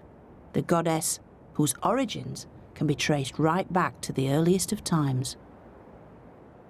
And believing that Hathor dwelt in the cliffs of Deir el-Bahri, Montahotep chose this site not only for his war cemetery, but for his own tomb complex. It was Montahotep that first built here, in this dramatic place where the cliffs meet the desert.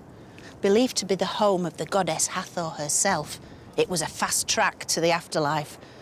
And for Montahotep and his men, who'd lived and died by the war god Montu, they all now rest in the eternal embrace of Hathor.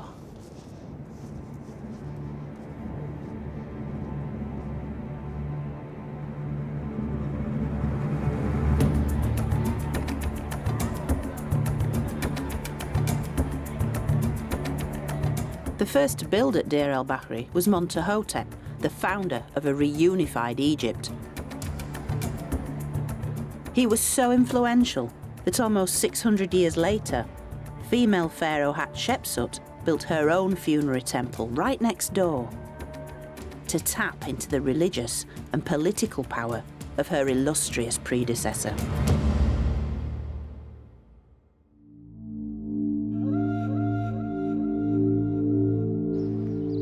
In the Middle Kingdom, life for ordinary people was on the up.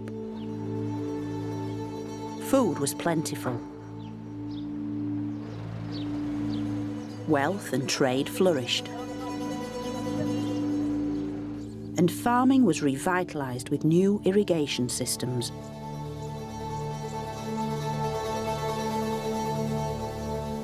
Yet the Dark Age had nonetheless left its mark on the Egyptian mindset, as revealed in the way they prepared for the afterlife. In the Old Kingdom, tomb walls were often covered in elaborate scenes and texts, replicating an idealised version of the Egyptian world. But in the Dark Ages, people had seen their sacred sites ripped apart. So instead of such tomb art, many in the Middle Kingdom opted for its cheaper equivalent, with something much smaller and much more intimate.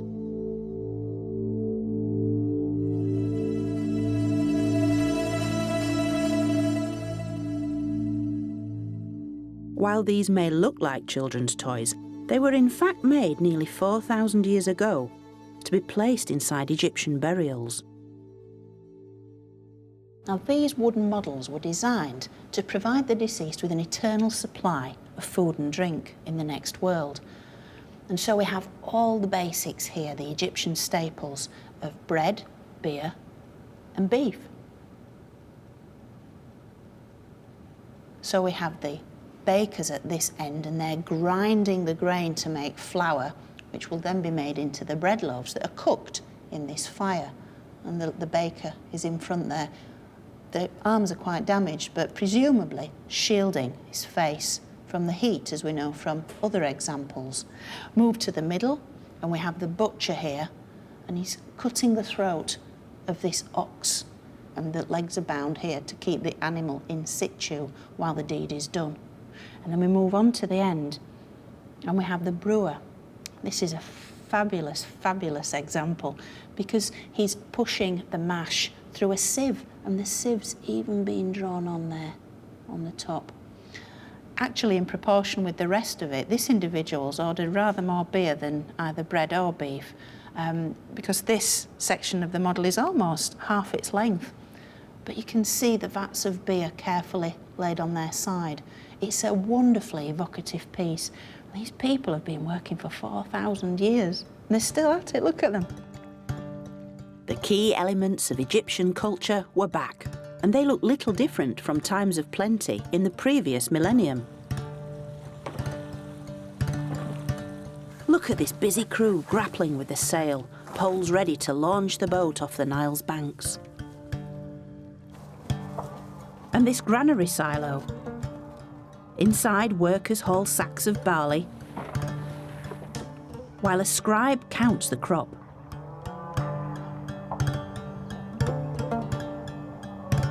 And of course, there are also female figures. In Egypt, women enjoyed much the same status as men, unlike their sisters in many other parts of the ancient world. They're also producing one of the Egyptian staples, but linen, the cloth, which was used to make pretty much every Egyptian garment. When you see this standing woman here, she's spinning the thread with this spindle. And the thread that she's busy making, she'll then hand on to her two companions here, the weavers, and they're using this horizontal loom that's pegged to the ground to produce the bolts of cloth which will be fashioned into the wraparound dresses, the kilts, the loincloths, as worn by pretty much every ancient Egyptian man, woman and child. The lives depicted in these busy little scenes are the comfortable and the familiar, representing the Egyptian idea of security. This isn't Tutankhamun's death mask, this isn't the finest piece of art you'll ever see, but that isn't the point. These are real people doing real jobs. This is ancient Egypt up close and personal. Order had been restored within Egypt, but the fears that once tore Egypt apart hadn't disappeared entirely. For now they were projected outwards, to the world beyond its borders. So Middle Kingdom monarchs, like stern old Sesostris III, focused on national security and wealth creation. Sesostris is infamous for his devastating military campaigns south into gold-rich Nubia. But he also opted for a more permanent kind of control by building castles. Now this is a map of southern Egypt and Nubia, which is modern-day Sudan, and where Aswan is, that was the border between the two. And Egypt maintained its control over Nubia through a series of forts. With around 8 of these built by Sesostris himself, these Middle Kingdom forts were within signalling distance of one another, along the southern Nile, down into Nubia.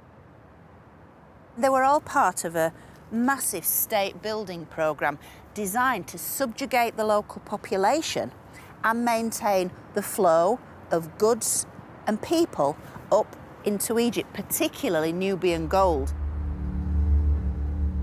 Very few of these forts still survive.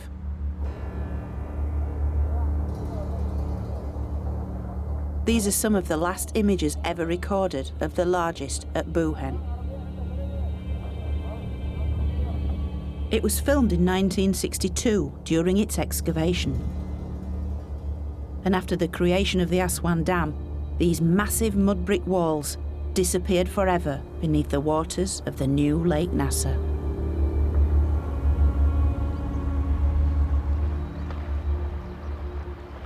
But Buhen isn't completely lost to us, because the excavation records are kept here at the Egypt Exploration Society, and they reveal an unexpected aspect of Middle Kingdom Egypt.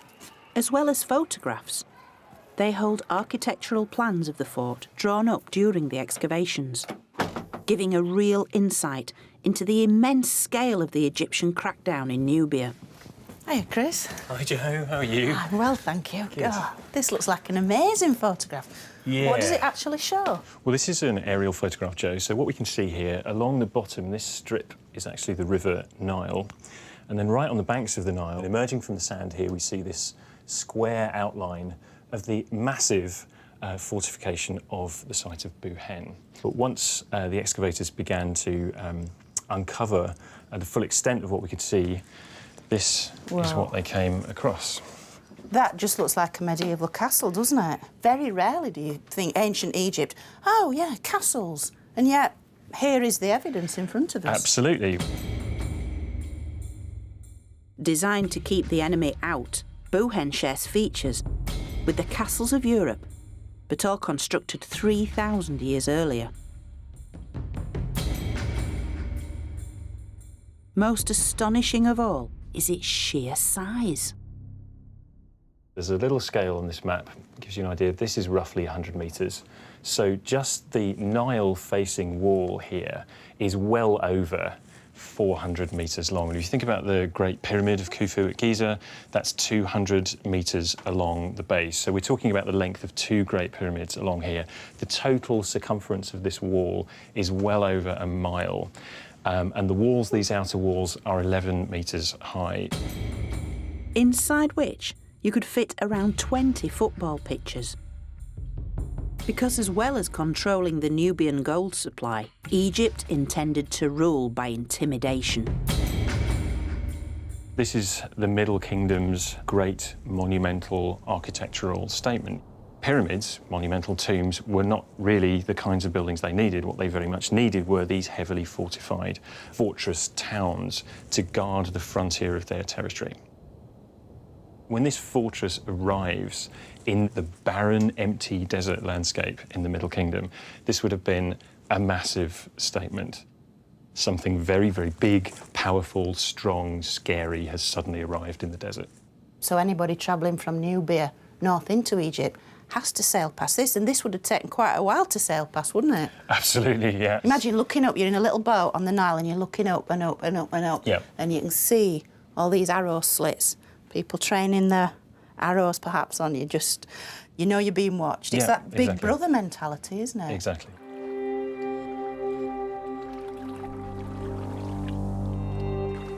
Rising up by the Nile, Buhen was a gleaming citadel of power.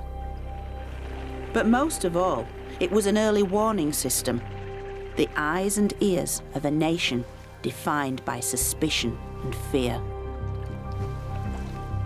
But Egypt's southern border wasn't the only one to be fortified. The northeastern border with Palestine was also secured with such defences to monitor the large number of foreign traders regularly travelling to sell their goods in super-wealthy Egypt. And the visit of one such group is portrayed here on a tomb wall. A caravan of wealthy merchants and their families. Clearly not Egyptian, with their distinctive hairstyles and brightly coloured clothes. Known as the Amu people, they traded in such goods as the black lead ore, vital for Egypt's production of eye makeup. And their distinctive pottery has been found across the Nile Delta, where many of them settled to live and work among the Egyptians. But within a century, some of these Amu had infiltrated high office and eventually took over Egypt itself. Now, these nomadic Amu people who came in and out of Egypt on a regular basis to trade are portrayed here in this wonderful tomb scene. And yet the most important part of the entire scenario are 3 small hieroglyphs right in the middle. They reveal one of the other terms the Egyptians used to name the Amu. It's basically a crook, a sceptre, and that's written with 2 symbols, and that's pronounced Heka. It means ruler. And then the third of the 3 symbols is kind of undulating uplands, which means desert or hill country. Basically, the Egyptians used this symbol to denote a foreign land. So you put these signs together, ruler of foreign lands.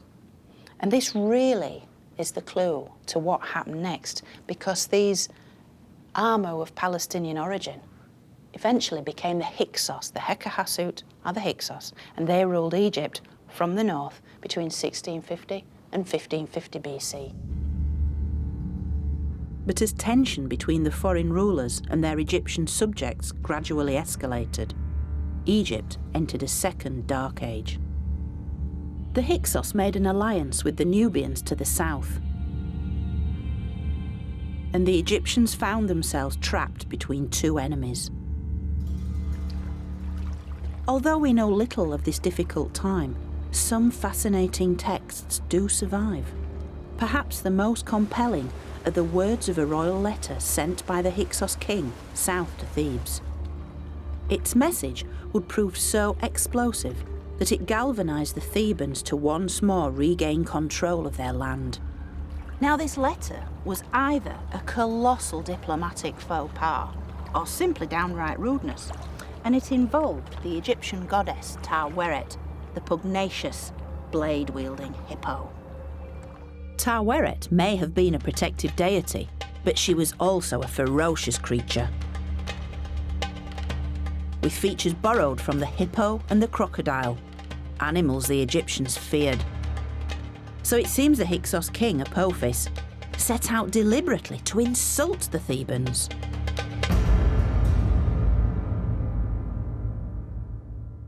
Now, the letter takes the form of a complaint in which Apophis is basically complaining that the bellowing of the sacred hippos in Thebes is keeping him awake at night. Expel the hippopotami from the lake. They do not allow me to sleep day or night because their noise is in my ear. Now, many have taken this to be a rather eccentric comment, but I think it actually alludes to the powerful women of Thebes. It seems that Apophis is actually comparing the wife of the Theban leader with the feisty hippo goddess herself. And soon, it will be the Thebans who would decide that the Hyksos had had their day. They had to go. And soon this war of words had escalated into armed conflict between the two powers.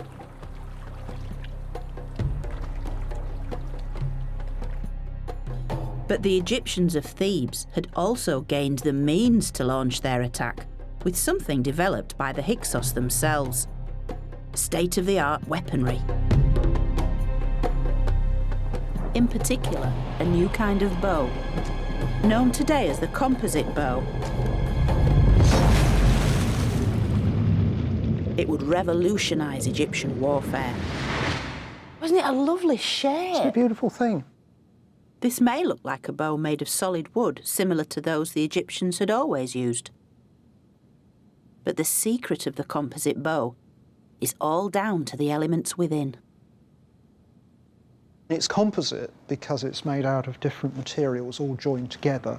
So there's a wooden core forming the centre of the bow, but inside the curve, on the belly of the bow, is horn glued onto the wood, which forms a really powerful spring. So the cow horn will go there? Yeah, that's right, on the inside of the curve. And then on the outside of the curve, an even more unpromising material, sinew, which looks like something the cat would enjoy.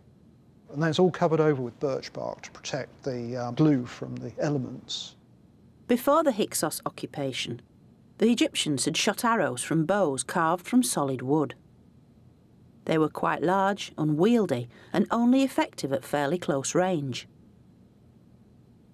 But in the composite bow, animal horn added flexibility, and the sinew, strength. It's a clever combination of ingredients, isn't it? Making it the ultimate in ancient archery. It just asks you to do that, doesn't it? It does. It's fabulous. There's a real sense of power behind this, isn't there? It's a beautiful thing. Let me show you. So this is why it's such a game changer, really, because it's a bow that you can use. It's quite short, you can use it in a chariot, and yet... Whoa, that was brilliant! Well done. The composite bow was easier to handle and shot faster arrows with much greater accuracy.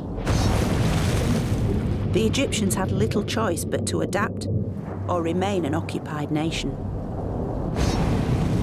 So by copying the new military technology, they were eventually able to push the Hyksos out of Egypt, all the way back to Palestine, securing Egypt's northern frontier once again.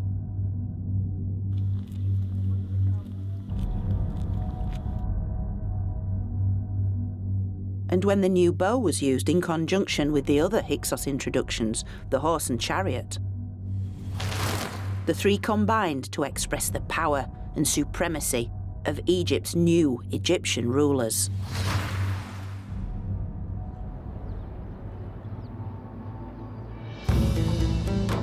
This marked the start of the New Kingdom, which began when the powerful Theban leaders took the throne. This dramatic rebirth in royal power was mirrored by the rise of Thebes' local god, Amun, based at his cult centre, the Temple of Karnak. And it would be Amun who now protected Egypt and its kings. Yet thanks to the Hyksos legacy, these were a new kind of king. And it's on this temple's walls we can clearly see the effect of the Hyksos occupation. For as Pharaoh smites his enemies, this is Egypt reborn, a fully armed, fully charged superpower whose kings, shown on a monumental scale, are superheroes.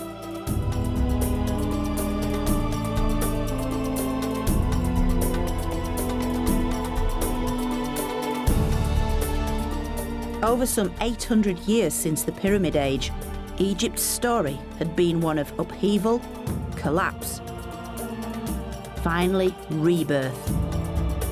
The Egyptians had reclaimed their culture and entered a truly golden age.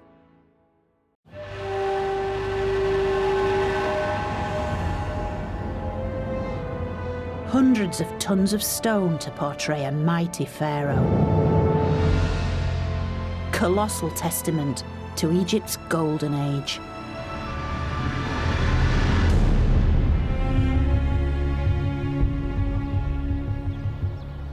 I think it's probably here at the feet of the Colossi of Memnon we get a real sense of who Amenhotep III was. In my opinion, Amenhotep III was ancient Egypt's greatest pharaoh. He presided over the zenith of Egyptian culture and civilization.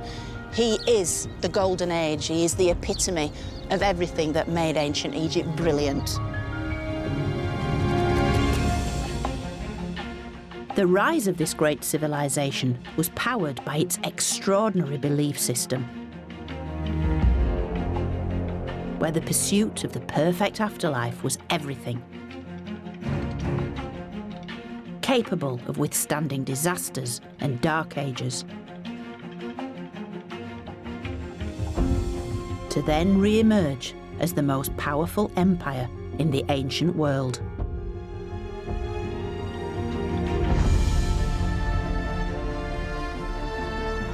In this episode, I'm going to enter what I regard as Egypt's greatest era, the New Kingdom. Whoa, what an amazing chamber. A time of luxury, grand designs, and unparalleled splendour. Isn't this absolutely beautiful? But like all good things, it couldn't last forever. Egypt's powerful religion would prove to be its greatest weakness. And I'll discover how the priests became so rich, their power struggle with the crown destroyed the very unity of Egypt. It was this very conflict that would transform this golden age into one of decadence and corruption, and would eventually tear Egypt apart. And by looking again at Egypt's greatest superstars, I'm going to investigate what really happened during the glittering New Kingdom.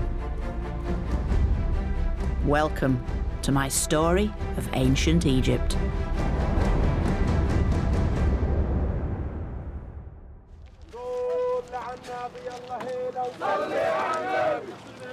The New Kingdom, nearly 3,500 years ago, and the time of Amenhotep III, when Egypt's expression of power and belief reached new heights of enormity.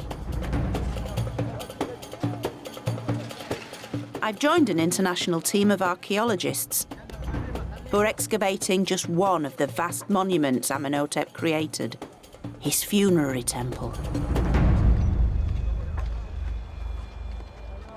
Now, being here, you really get a sense of what it must have been like 3,500 years ago, when this place was a building site, much as it is today.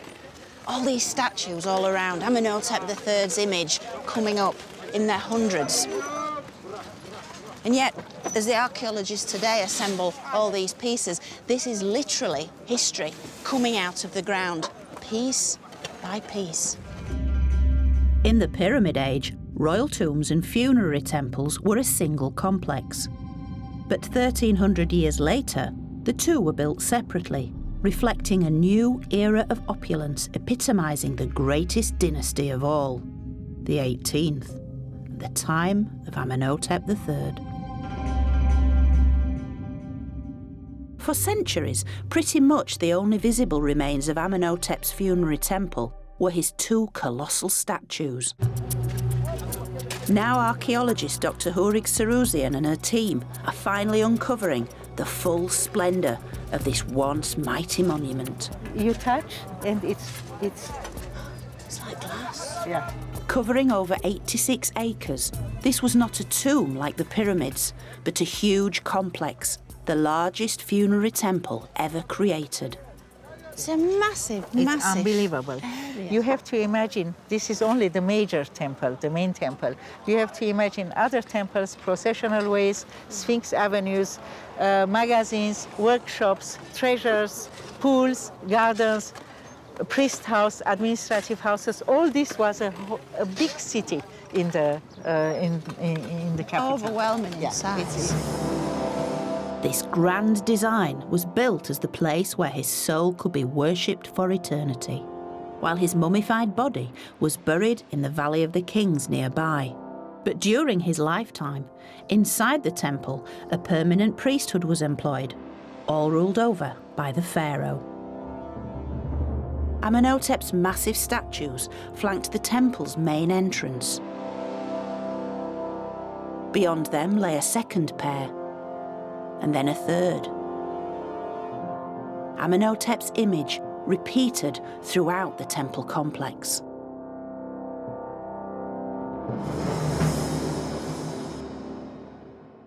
I wish one day they find the time machine. I go back. Can I come? I'll come with you. We may not have a time machine, but 15 years of work have begun to reveal some of the temple's former glories. Normally these would have been meters up in the air, but to actually engage, it's so very tactile, so very intimate, holding hands with the pharaoh. This colossus from the temple's second gateway is flanked by one of the best preserved statues of Amenhotep's principal consort, Queen Tiye, his great royal wife. Here standing, and by miracle having been saved by all the catastrophes which struck this temple. So he's protected her for centuries, really, hasn't he? Carved to be no bigger than Amenhotep's lower leg, Queen Tiye's size served to exaggerate the pharaoh's superhuman status. These massive statues were more than a memorial, each worshipped to guarantee the immortality of the king's soul, the pharaoh as God. This is my great surprise to you. And Hourig has saved the very best till last. Holy dress. Oh, flipping out.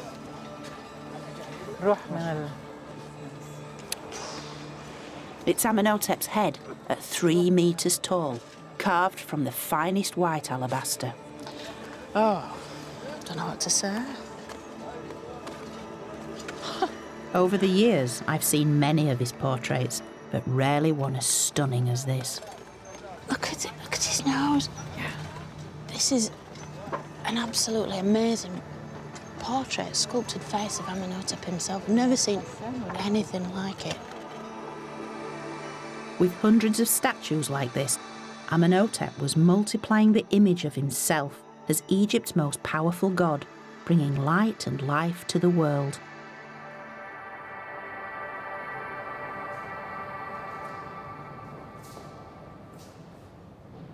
Because whoever controlled Egypt's religion controlled Egypt.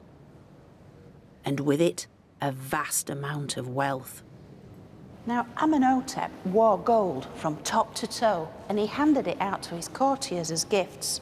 But he also used it as a diplomatic weapon. Amenhotep's clever use of Egyptian gold is recorded on stone scarabs like this one. They served as the pharaoh's news bulletins, which he circulated around his empire with updates inscribed on their base. In this case, it was a new marriage of the king.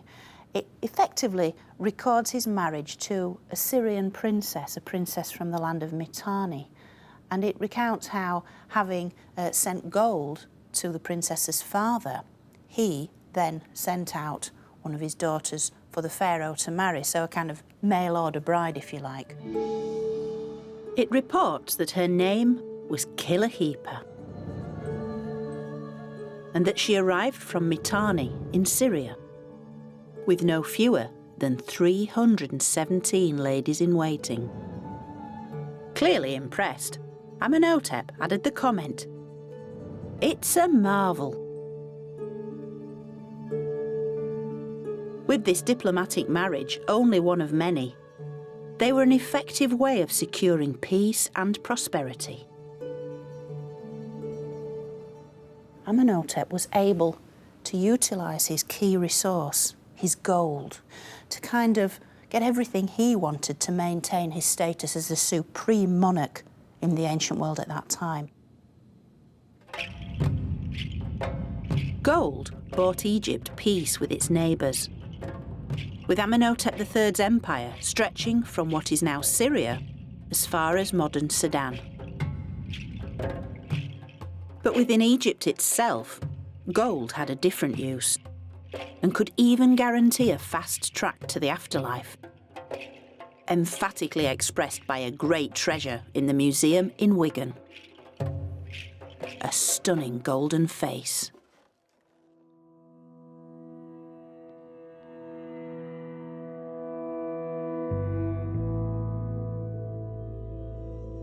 Originally part of a woman's coffin, her lifelike features were preserved to allow her soul to recognise her in the afterlife. Isn't this absolutely beautiful? Clearly the gold suggests to us that this was someone of very special, very high status, very wealthy. Although we can never know her name, she had clearly spent a fortune in preparing for her perfect afterlife. Covered in gold leaf, she stares out at us with eyes of alabaster and black obsidian. We can really see into the world, into the thought patterns of the Egyptians themselves, because as stunning as this face is, it was simply buried in a tomb, literally buried in a hole in the ground, not for human eyes, but to be seen by the gods and the spirits of the dead with whom this woman wanted to join. And that's why her skin is gold, because the gods had golden skin, and she wanted to be recognised by them as one of their own, taken into their eternal care. For the Egyptians, it was a special pact between themselves and the gods that made their country, made their empire so very powerful, so very special. In the Golden Age, this special pact shone more brightly than ever before, with Egypt's wealth poured into their faith in the afterlife. And with increasing amounts of gold accompanying the royal mummies, their tombs needed to be kept secure at all costs. So a secret burial place was established for Egypt's pharaohs on Thebes' west bank.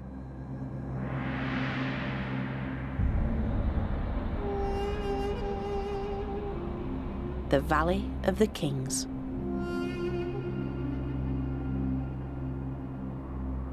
It was essential that each royal mummy was buried safely in their tomb, in a custom dating back to the beginning of time, because each one became a royal ancestor whose cumulative souls formed the very essence of Egypt.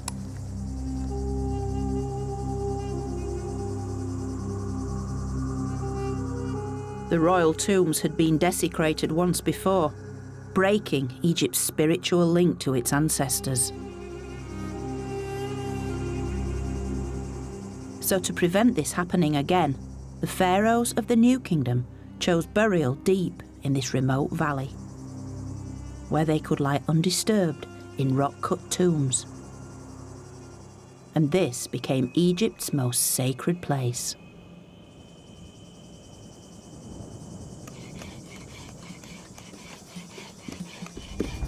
Such elaborate preparations for the afterlife also fueled a growing economy. And just as in the Pyramid Age, the industry of death shaped the lives of many ordinary Egyptians. For not only were there tombs to cut and temples to build, but statues, shrines, coffins, sarcophagi, and all the paraphernalia of the afterlife. And with this came all the ingenuity of sourcing everything from alabaster to granite to gold. This is a copy of the world's earliest surviving geological map, dating from around 1150 BC and the reign of Ramses IV. This map is a guide to the stone quarries and gold mines of a 15-kilometre stretch of Egypt's eastern desert. It's almost as detailed as a modern geological map, with different colours for the different rock types. So, over here, these large areas of black are the sedimentary rocks. Back here, where it turns pink, these are the igneous rocks like granite. Other little features include areas of gold mining, and then throughout you have this very subtle speckling, and these are the areas of gravel. Known to be very accurate, the map was made for one specific quarrying expedition. When 8,000 men were sent into a desert valley 130 kilometres from Thebes to mine stone for royal monuments.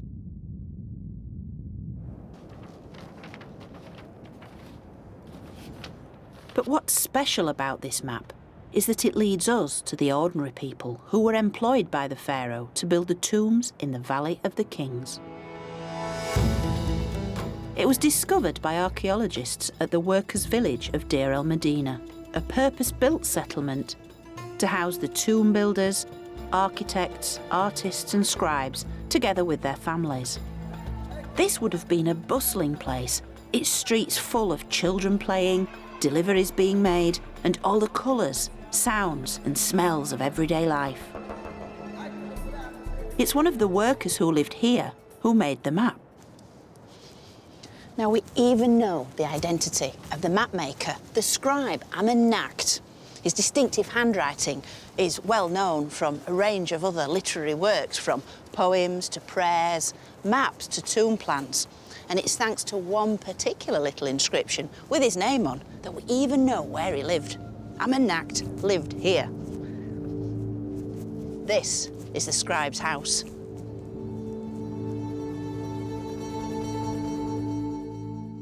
Amennacht was one of the many skilled workers that rose through the ranks of society in the generations following the reign of Amenhotep III.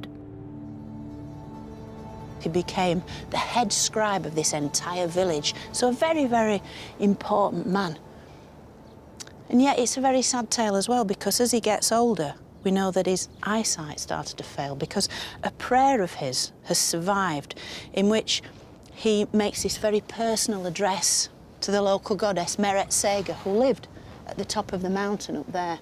And he's imploring the goddess. He's saying, "My eyesight is failing. I see darkness by day." And for a scribe, for a consummate draftsman like Amennacht, how sad that would have been. Here, Amennacht prays to Meret Sega, both of them symbolically portrayed without their eyes. It's hard not to resist this image that as he got older and more infirm, he would have gone up the steps to the flat roof, and with failing eyesight, try to focus on the job in hand, trying to mix his paints, apply the lines and the words and so forth, and needing the full sun on a day like this, just to get through the working day.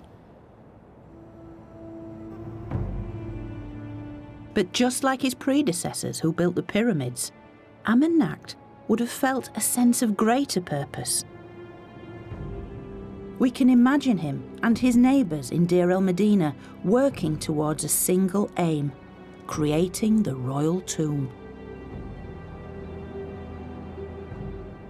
The New Kingdom pharaohs had created a new image for themselves, elaborate building schemes requiring new towns full of workers, a strong economy supporting an ever grander vision, both for this world and the next.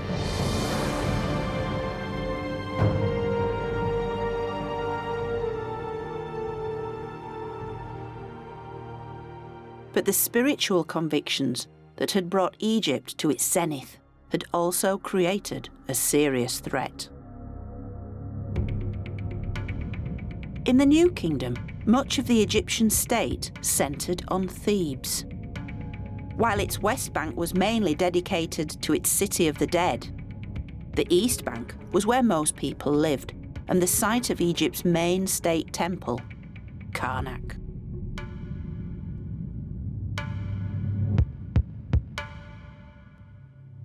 As Karnak was rapidly becoming the largest religious complex of the ancient world, its influence grew exponentially.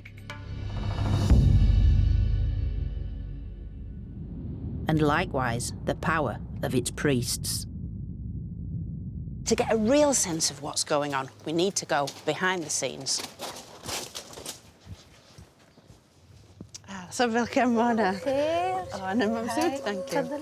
I'm being allowed through an ancient passageway, once only accessible to Karnak's clergy. From the top, more, wonderful sign.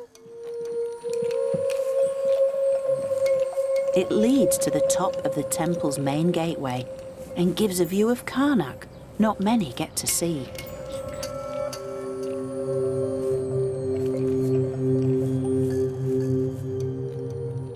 Just look at that. You could fit Notre Dame and St. Paul's cathedrals in here and still have acres to spare. It is immense. Within Karnak, a series of chapels, shrines and sacred precincts covered a total area of more than 250 acres.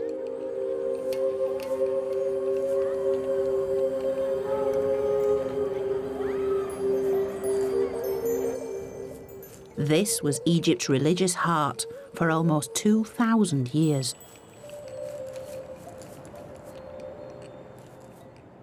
The reason why Karnak is so vast is that every pharaoh poured so much of their wealth into this temple.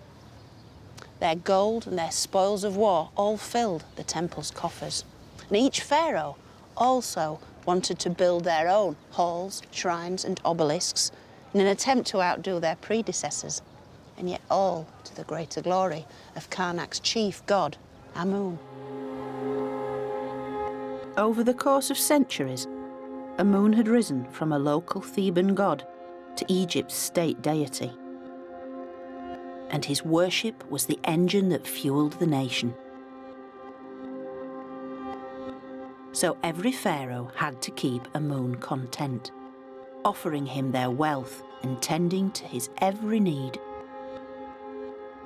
And this privilege fell to Karnak's high priest and was performed in the temple's inner sanctum. Secret ceremonies at which the only others permitted were the royals. Here we are, in the very heart of Karnak Temple. This is where the god lived. The god himself lived inside his sacred statue. The original wouldn't have been much bigger than this, would have been solid gold. It would have lived inside a little golden shrine, sealed by a pair of small doors. Each morning, the high priest would come in. He would awaken the god's spirit. He would greet him. He would wash him, anoint him with perfume, apply his eye makeup, and then dress him in various linen outfits, apply the small pieces of jewellery to the god's statue, and then the god would proceed to enjoy his day. Amun received daily meals of the finest foods, roast meats, bread, fruit and vegetables, accompanied by wine and beer. Clouds of incense would drive away evil forces, and musicians and dancers entertained him. And by keeping their most important deity content, it was believed that a moon would in turn make the Nile flood each year, make the sun rise each morning, and maintain Egypt's supreme status.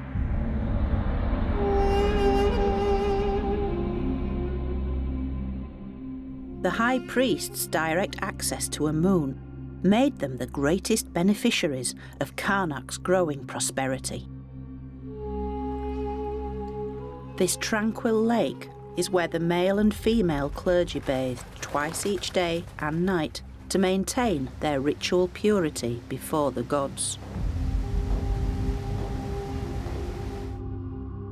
Known as the Pure Ones, they set themselves apart from the rest of society with their distinctive appearance achieved through their own set of daily rituals.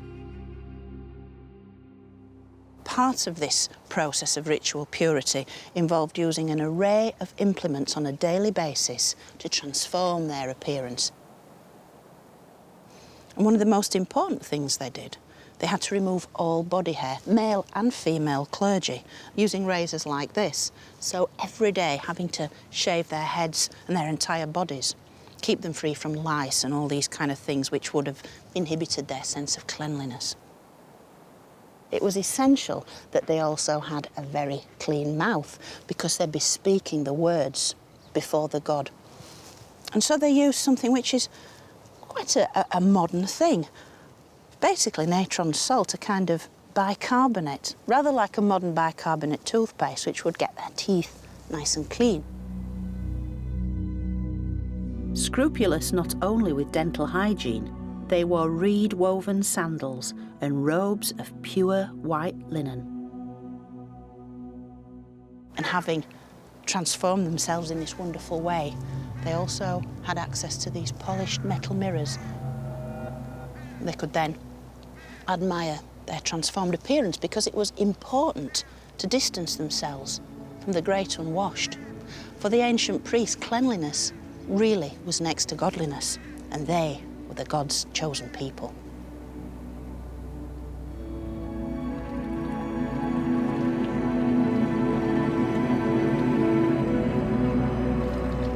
As the wealth and power of Karnak's priests grew, their authority over Egypt began to rival that of the king. Karnak's priests had far-reaching influence, active not only by day, but also by night. One of these priests was called Nakt. He was a priest of the hours of a moon, which basically means he was an astronomer, and he would sit by night on the flat temple roof, which was effectively an ancient observatory, and he'd be able to chart the progress of the stars and planets in the sky, watch the movement of the heavens. And by doing so, the priests of Egypt were able to work out when to celebrate specific events. But of course, what this meant is that Karnak never closed. It was a 24-hour-a-day concern. It meant the priests were always there. It meant the priests were always watching.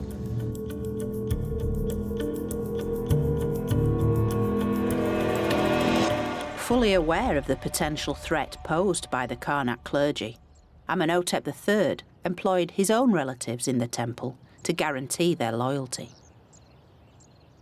But such subtle means of control were about to evaporate. Enter a new pharaoh, Akhenaten. Son and heir of Amenhotep. But unlike his father, Akhenaten was no diplomat. His zealous ambitions would soon plunge Egypt into an age of political and religious extremism. Early in his reign, Akhenaten found a swift way to stamp his authority on the priests by building a controversial new temple complex at Karnak. Now, what we're looking at here is something very, very unusual. It's part of a wall from Karnak Temple, but not the traditional part of Karnak Temple. It's a section that was built a little way beyond, and it was a new revolutionary building. It wasn't built like the old-style Karnak in huge, big, monolithic blocks of stone, but these small, easier-to-handle blocks, which meant, of course, it could almost spring up overnight. But most shocking of all were the images that this new temple portrayed. Akhenaten had begun to dismantle Egypt's traditional religion and replace its many deities with a single god. If you look very carefully, the images are very different to what went before. Amun is nowhere present. The god of Karnak himself isn't represented in his own temple because the god shown here is a form of the sun god called the Aten.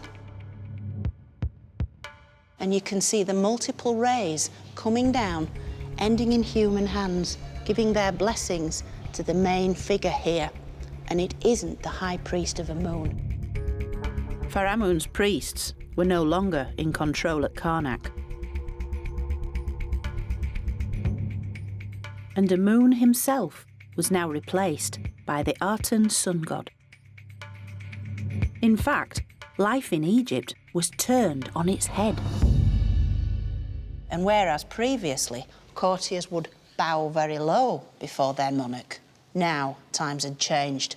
These people have their faces in the dirt before Pharaoh. They're lying prostrate before him. This marked the beginning of a new age. It was an age when the only way to reach God was through his intermediaries, twin monarchs, Akhenaten and his wife and co-ruler, Nefertiti. And when the priests objected, the royal couple closed Karnak, sacked its priests and seized its treasury. They then moved their whole court 400 kilometres downriver from Thebes and in less than 10 years built a brand new city.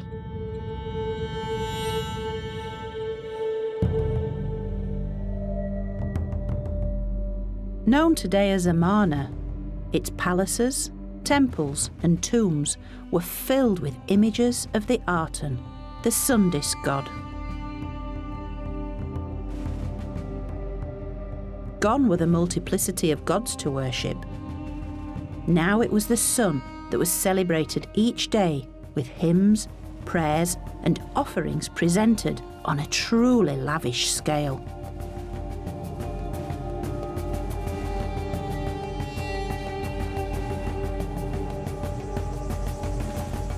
But the couple's vision of utopia came at a price.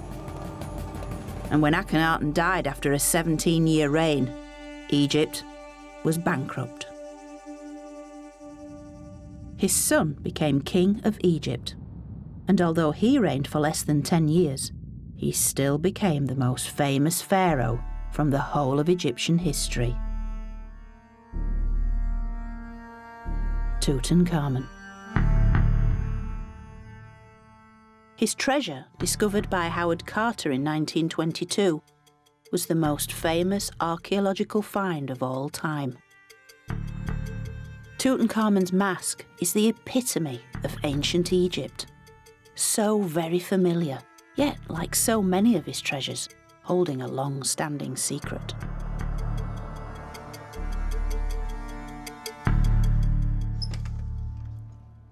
I've come to Oxford University's Griffith Institute to examine the most detailed records of his burial. So in this first stack, these are all Carter's notes, diaries, journals, and then right at the bottom down here, we've got all Harry Burton's original glass negatives. Captured on delicate glass slides, these are the original negatives taken by Howard Carter's photographer at every stage of the 10-year excavation. So this shows the very first view they had of the mummy. They reveal Tutankhamun's burial in a way not usually seen, for this is the linen shroud over his third innermost coffin. This is as if the embalmers have just finished. The family have laid their wreaths and floral tributes before the lid finally went on. What a privilege to actually see this in black and white. Wow. That's pretty profound, isn't it?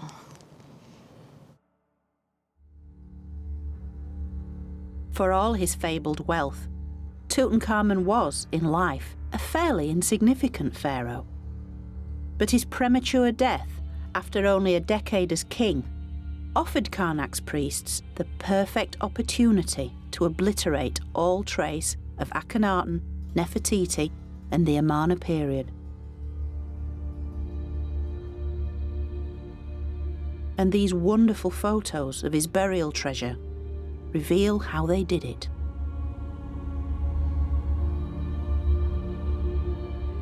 On his famous golden throne, Tutankhamun and his wife, Akhenaten, are depicted together. But all is not what it seems, as recent research has discovered. If we look at the back of the Queen's head, where her wig originally was, it's been slightly cut down there. The same with Tutankhamun's crown. A new crown has been added here. So it's little things like this, because headgear, regalia, was crucial in identifying these royal individuals. By altering the images, the throne had been customised for Tutankhamun. But the biggest giveaway as to whom this once belonged is in the deity that looms large above the king and queen. So although a moon is also named on this throne, it's the art and sun disk that does take centre stage and really does cement this piece as a royal throne from the Amarna age. So it seems that the two figures once believed to be Tutankhamun and his wife were originally Akhenaten and Nefertiti. Another clue comes from the most famous artefact from ancient history, the golden mask of Tutankhamun. Or is it? Recent research has zoned in on one long overlooked feature, and that is the decidedly pierced ears, because it's been suggested that this mask was originally made for someone else. The research suggests that Tutankhamun wouldn't have worn earrings beyond childhood, so by the age of 20, when he died, he would not have been portrayed with pierced ears. This mask was not made for an adult male pharaoh. Indeed, when the gold has been compared, the face is made of completely different gold to the rest. Evidence of soldering is clearly visible on the mask. It now seems as if Tutankhamun's own face was effectively grafted on to the mask of a previous ruler who had pierced ears for earrings, a previous ruler who may well have been a woman, who may well have been Nefertiti.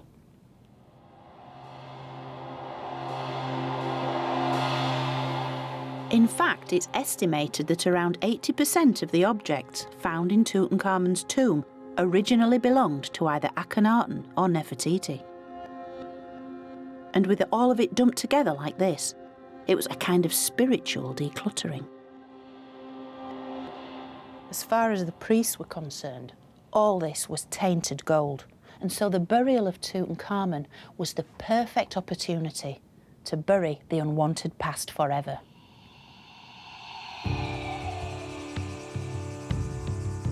While the city of Amarna had been abandoned, then demolished, the memory of everything it represented was likewise being erased.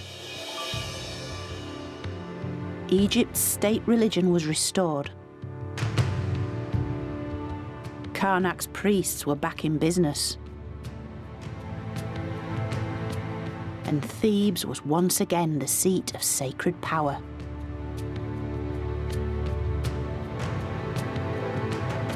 And now the next dynasty of the new kingdom was in control. Having died without an heir, Tutankhamun was succeeded by a line of militaristic rulers, the 19th dynasty.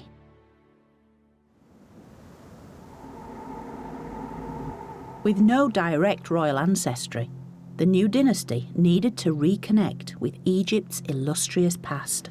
So it reinstated traditional beliefs in a renaissance led by one of its most influential rulers, Seti I. His tomb in the Valley of the Kings is the largest pharaoh's tomb ever created here. Currently closed to the public, I've been given special permission to explore this labyrinthine treasure. The tomb's inviting us down, further down into the underworld, and it's just drawing us into the darkness. It's a really, really deep tomb, this. It's 174 metres of corridors and chambers, all chiselled out by hand. And covered from floor to ceiling in some truly spectacular scenes. Whoa, what an amazing chamber. Absolutely filled with little gold and twinkly stars. But the walls of Seti's tomb carry a clear message, demonstrating the return of Egypt's traditional deities in full force. And here we see him, Seti, with the gods.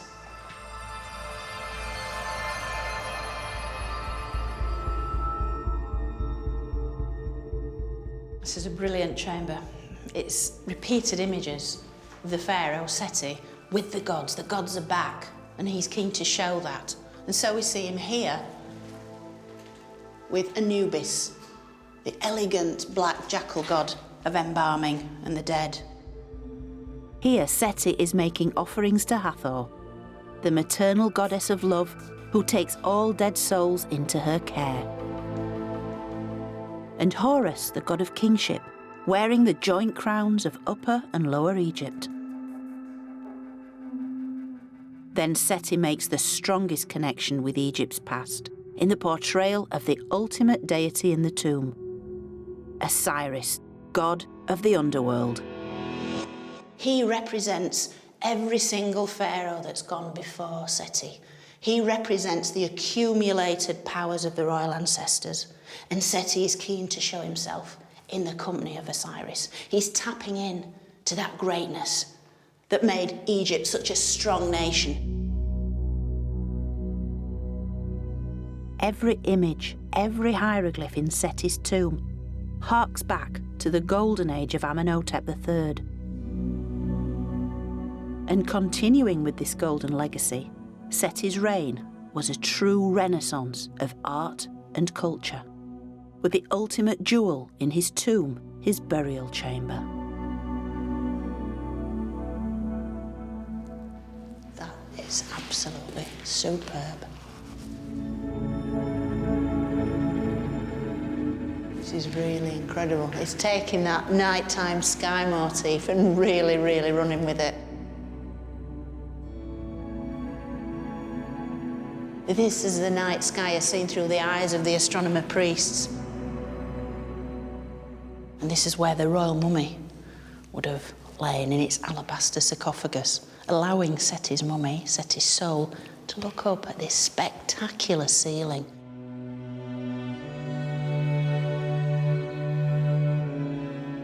Egypt's traditional belief system is here, writ large, covering every surface.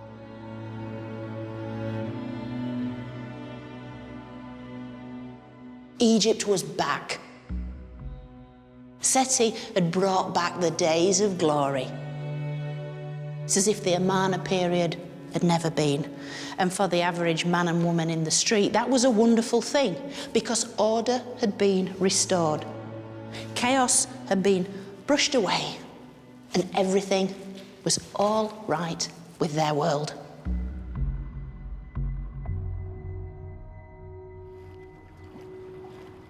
The Golden Age had been restored. But not just for the larger-than-life pharaohs with their glorious tombs and vast monuments, but for the majority of Egypt's population too. This included the inhabitants of Deir el-Medina, the tomb builders' village near the Valley of the Kings. At the edge of the village was a great pit, the community dump, inside which were discovered tens of thousands of pieces of pottery and stone, covered in pictures and words. Written in hieratic script, a kind of hieroglyphic shorthand, These are the ancient Egyptian equivalent of post-it notes, shopping lists and text messages. This is the kind of stuff that speaks to everyday life, what's going on underneath the surface. With the help of hieratic expert Dr. Glenn Goddenhoe, we can catch a glimpse of this intimate world, far away from kings and gods. Which is your favourite amongst these ones? I always go to this one. This is really nice because this one's basically a list of stuff you take to a party. What you've got is tabulated information. So you've got vertical and horizontal lines, and in each of those spaces you've got a name and the stuff they brought to that particular event. I mean, this person here, the name's missing from this, but this person bought the most stuff, about 11 items. We've got bread, for example, being brought along. Next down we've got some beer, so 1 jug of beer. As well as beer and bread, it lists a veritable feast. Fruit, 20 pieces. Beans, 1 jarful. Fish, meat, and even a cake. The thing I like about this is that idea of a community coming together. It really does make the ancient Egyptians that more real because we can relate to them. We all like a good party. But of course, life isn't always a party, and people fall on hard times. This fragment begins with a story of a breakup. Hesisu-Nebef divorced the Lady Hell. And then it goes on to record a heartwarming story of support from its anonymous author. He seems to have wanted to look after this Lady Hell. And so the text goes on, and it says that the author of this spent 3 years giving 1 measure of emmer wheat to Hell every month. But it doesn't end there. So she gives to the author here a sash, so a piece of clothing. And she says in this line here to offer it at the riverbank. The riverbank is where the market was, right? And she says that she'd like 1 measure of emmer wheat for it. But no one wanted it. Oh. So yeah, the text goes on to say that the author tried to offer it down at the riverbank, but he gives a customer review. It's right here. 1 word, bean, which means bad. Oh, yeah. So really it wasn't sad. even worth 1 measure of emmer. So that is sad, but the author's such a good egg that he says that he buys it off of her for well over the market value of this thing that wasn't even worth 1 measure in the first place anyway. Nice guy. Pity we don't know his name. Yeah, it's a real shame. It's a real shame. But at least we have his words. One of the many voices from Deir el Medina, which still speak to us across 3,000 years of history, telling us of the highs and lows of lives, familiar to us even today. For most people, the New Kingdom had been an age of plenty. But it wasn't to last. The golden era of wealthy pharaohs was becoming ever more superficial.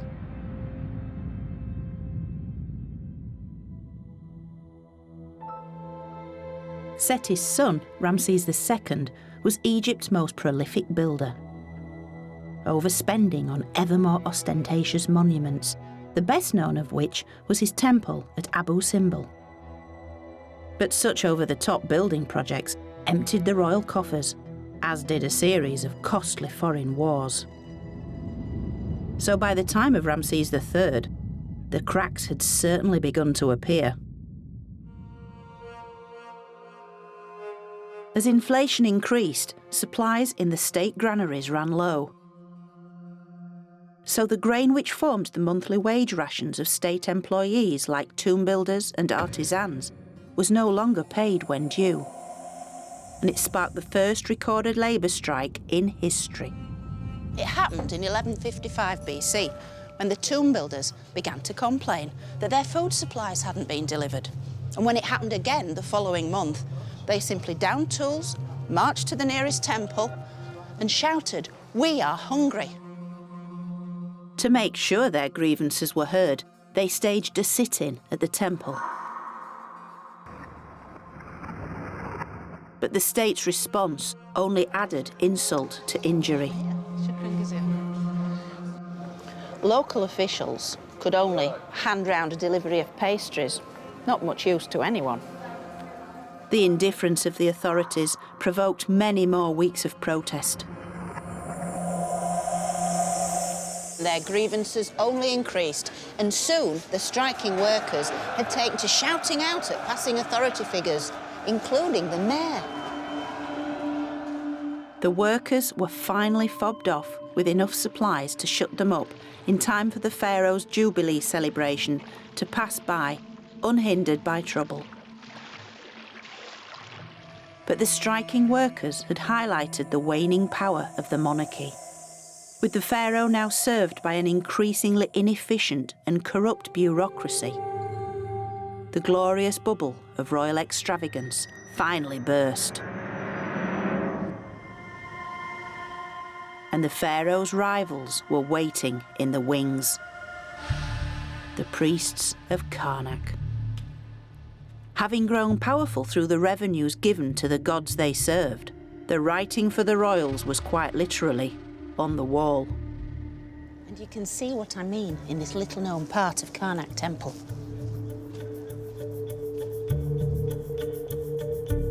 Where the high priest is making a very bold statement, but only if you know how to read the footnotes. Now this is a fascinating scene. We have the pharaoh, Ramses IX, and he's facing his high priest shown here. But there's something extraordinary about this scene, because for the first time, the pharaoh and the priest are shown on exactly the same scale. They are the same height. That's why the priest is looking so pleased. He has his arms raised as if in triumph, because these guys are so clever. They've actually got the pharaoh standing on a box. So he's a fraction higher, and yet in reality, they're the same height. This really shows that the priests are in power. They're basically saying to the king, we are the same size as you. Therefore, we are as important as you are.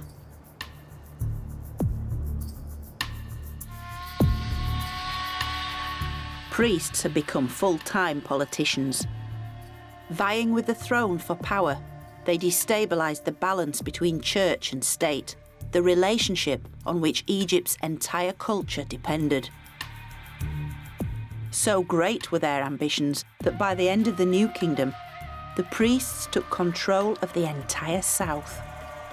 And with the pharaoh ruling only the north, the country was split into its two ancient halves. But even worse was to come.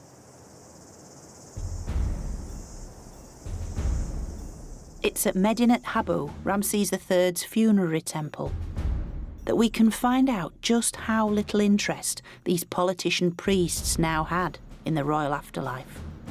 They were only concerned with their own status and their own wealth. Now, this next disturbing part of Egypt's story not only spelt disaster for its core belief in the royal afterlife, it left a tortuous puzzle for Egyptologists, which we are still trying to piece together. It's an extraordinary story that begins not in the temple, but in a small house built later within the grounds. Because the priest's corrupt ambitions will be put into practice by the man who lived here.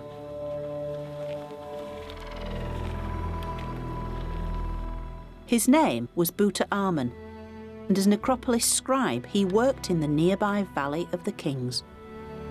This is the man himself, Tutankhamun, with his shaven head, his starched kilt, and his arms raised in prayer. He's praying to the great god of Thebes, Amun himself.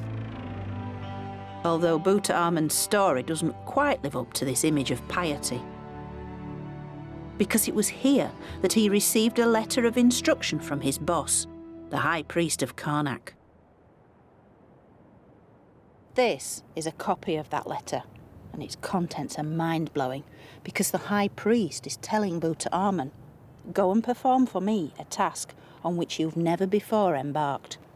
Uncover a tomb among the ancient tombs and preserve its sealed door until I return.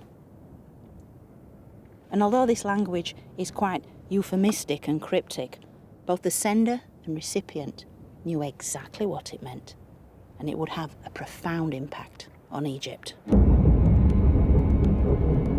Tutankhamun had been promoted. His new title was Opener of the Gates of the Necropolis. So he and his men set out for the Valley of the Kings, taking with them tools and bundles of linen. Their mission, nothing less than the systematic dismantling of the royal cemetery in search of gold. It was an order to accumulate wealth.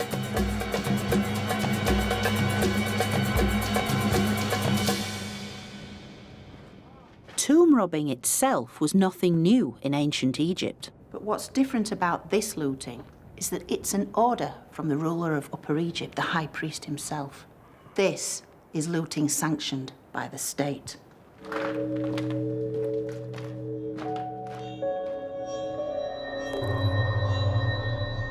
Knowing the secret location of the royal tombs, Tutankhamun began what was euphemistically referred to as restoration work. The final taboo was about to be broken. So, Tutankhamun and his men set to work. They break open the seal of every royal tomb. They move the lid of the sarcophagus, take out the royal mummy in its nest of gold coffins, and proceed to unwrap each one.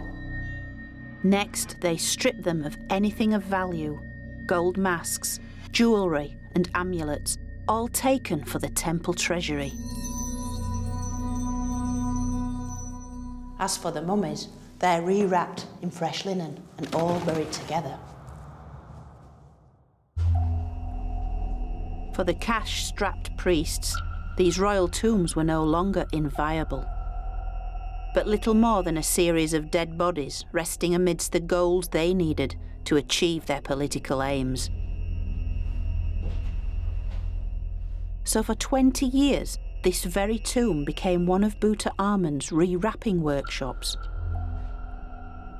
where archaeologists found fragments of the gold prized from royal coffins, traces of the lost treasures of numerous pharaohs.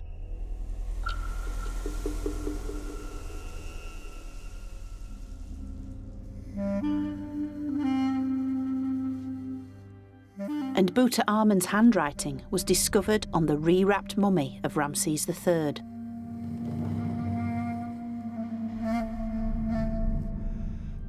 With no regard for the sacred, even the great pharaoh Amenhotep III ended up repackaged in the coffin of Ramses III, covered with the ill-fitting lid of Seti II.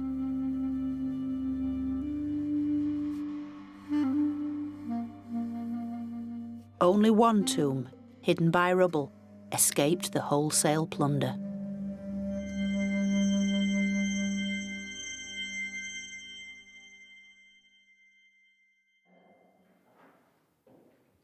Yet the ultimate violation of ancient Egypt's soul was now complete.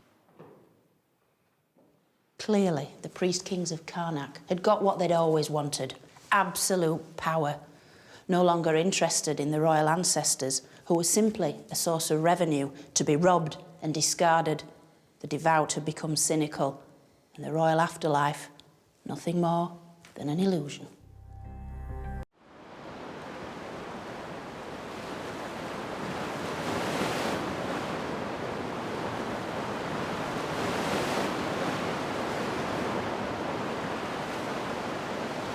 This is about as far north in Egypt as it's possible to get, because out there is the Mediterranean. To my west is Libya, to my east, Palestine and Arabia, while Egypt itself lies down there to the south, 1,000 kilometres of desert cut right through the centre by the mighty River Nile.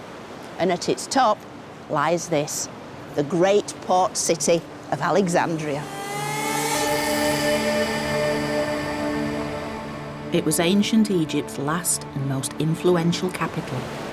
It was a city of great power, wealth and luxury, the greatest in the world.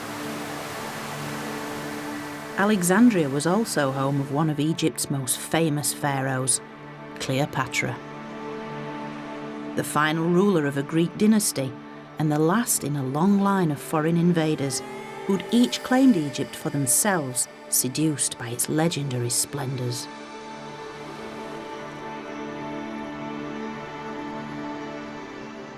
By now, the pyramids were already thousands of years old. They were the beginning of a seemingly indestructible core belief that had survived chaos, famine, and war. It's as if they'd been picked clean.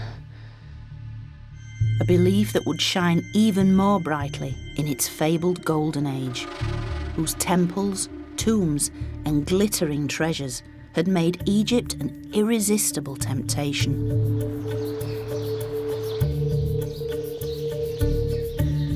As jealous foreign rulers eyed a weakened Egypt, how could it survive successive waves of foreign attack? But Egypt had a secret weapon, a culture so strong and deep-rooted that it seduced and then absorbed all who would claim it as their own. Welcome to my story of ancient Egypt.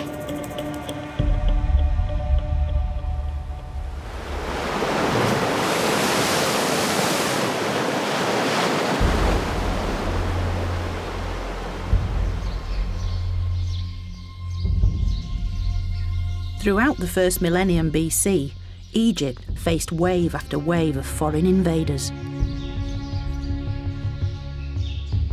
But in the face of such a strong and long-lived culture, all who would try to take over Egypt would themselves be taken over.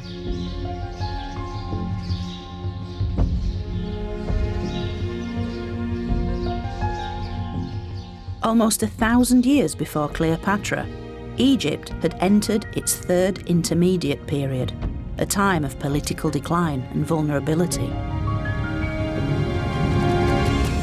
For it's the beginning of the 22nd dynasty, around 945 BC. The priests are in charge of the south, but in the north, the vultures have started to circle, waiting for their chance to swoop, as a group of Libyan generals seize power to rule as pharaohs of a divided land.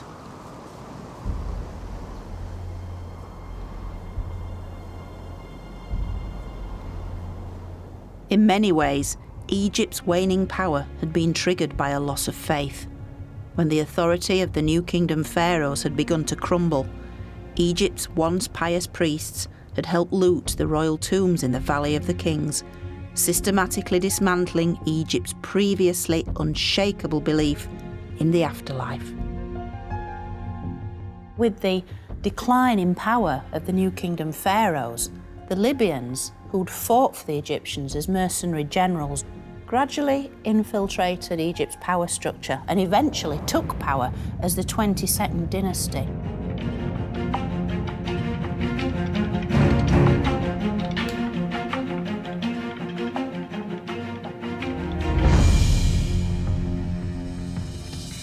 The first king of the 22nd dynasty, Sheshonq, had a number of sons who helped him keep control of Egypt, one of whom was called Nimlot, and these are the bracelets of Prince Nimlot. Egypt's Libyan rulers understood that looking and acting Egyptian would help to keep the country under their control. These beautiful bracelets are just a tiny fraction of the golden treasures created for Egypt's Libyan royals, who on the surface at least upheld many of Egypt's most sacred traditions. They are portraying the very small figure of the god Horus, who symbolised Egyptian kingship, shown as a young child emerging from a lotus blossom. And on either side is protected by the rearing cobras, the royal uraeus symbol. Yet in some ways, these images are simply window dressing, lip service to ancient Egyptian traditions in order to claim a greater prize. For the Libyans had organised nothing less than the state-sponsored plundering of Egypt's royal tombs. They were so transfixed by the wealth, by the gold, by the bling of ancient Egypt. They wanted it for themselves, and over their several centuries' rule, while they appeared to look like pharaohs and to rule as pharaohs, Egypt never feels to have been a cohesive, united kingdom. They weren't Egyptians at heart, and that's really what mattered. In many ways, Libyan rule was destined to fail, because even if they were militarily superior, their adoption of Egyptian culture was at best superficial and was insufficient to unite the country. In the north, the squabbling Libyan elite fought amongst themselves, while in the south, the Egyptian priesthood, including yet more Libyan princes, still clung to power. A fragmented Egypt was easy pickings for any would-be invader. Egypt needed a regime that could reconnect with its most powerful asset, its history. And by 747 BC, that's what happened, when the Kushite rulers of Nubia made a direct spiritual connection with Egypt's glorious past. Now, the Kushites were Egypt's southern neighbours in Nubia. And from time immemorial, they and the Egyptians had kind of battled around the sort of southern border of Egypt. By the 8th century BC, however, the Kushites had the upper hand. They were fervent believers in Egypt's traditional gods, in some ways making them more Egyptian than the Egyptians.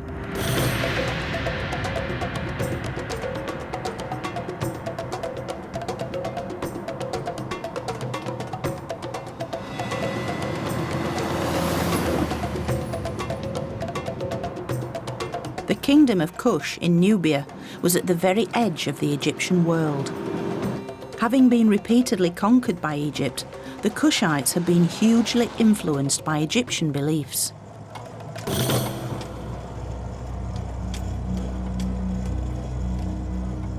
Beliefs that centred on this great sandstone mountain, Jebel Barkal. For centuries, it had been regarded as the mythical mound of creation.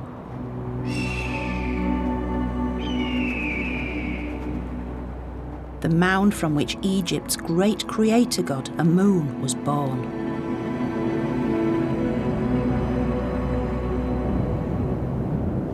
Here is the holy mountain. This is where the god lived in his primeval form. Dr. Tim Kendall has spent almost 30 years working at the site. Being at the southern limit of the empire, it was where the Nile began, where fertility began, and so it had to be the place where creation began. So this was they imagined this as the birthplace of the god Amun. And so this was the primeval Karnak. When the New Kingdom pharaohs had arrived here in 1500 BC, they built this temple and dedicated it to Amun and his wife, the goddess Mut. And when the Egyptians withdrew from Nubia some 400 years later, the native Kushites continued to honour the sacred mountain and Egypt's spiritual traditions. As the Kushite kings gained increasing military power, they also claimed Egypt for themselves. So when King Pi led a Kushite invasion of Egypt in 747 BC, he didn't plunder or destroy, but restored and rebuilt, and founded Egypt's 25th dynasty. The irony is that he's conquering Egypt to put everything right, I suppose. So it's all such a cycle of rebirth, regrowth, redevelopment, and the Kushite kings are really kind of tapping into that ancient power source and just sort of giving it back to the Egyptians. It's like starting time all over again and doing it right. So they had that same sense of history and continuity as the Egyptians. They are the natural successors of the 18th dynasty kings. Fueled by a genuine desire to make their own mark in Egypt's long story, the Kushites began to rebuild Egypt here in their Nubian heartland. King Pi expanded the existing temple of Amun at Jebel Barkal to balance the original great temple of Karnak in Egyptian Thebes. But while the Kushites had absorbed the culture of Egypt, they still had their roots here in Africa. This cultural fusion is quite clearly expressed in this extraordinary representation of the Egyptian goddess Mut. The face of the goddess Mut has tribal scars. And look, we'll see if it shows with this light. You see the 3 lines of her face? So this is an Egyptian goddess with a Nubian makeover? Yeah. She was a goddess of Nubia, and it was appropriate for Nubians to have tribal scars. So this is a very, very graphic version of the way in which local Nubians were making the traditional deities of Egypt their own, physically marking them. It's as if she's been stamped as a Nubian. Yep. How incredible. This is such a land of surprises. That is beautiful.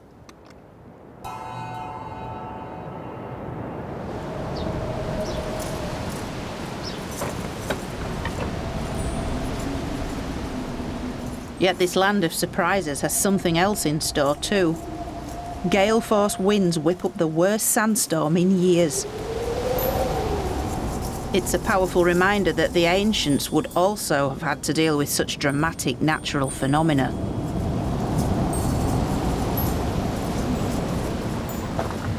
You certainly taste the grits in your teeth. The ancients would have tackled this using spells, rituals. They would also have made extra offerings to specific deities, most notably Osiris's brother, god Seth, the god of turbulence, the god of storms, the god of red-headed individuals who was seen as somewhat turbulent too. Can't imagine why.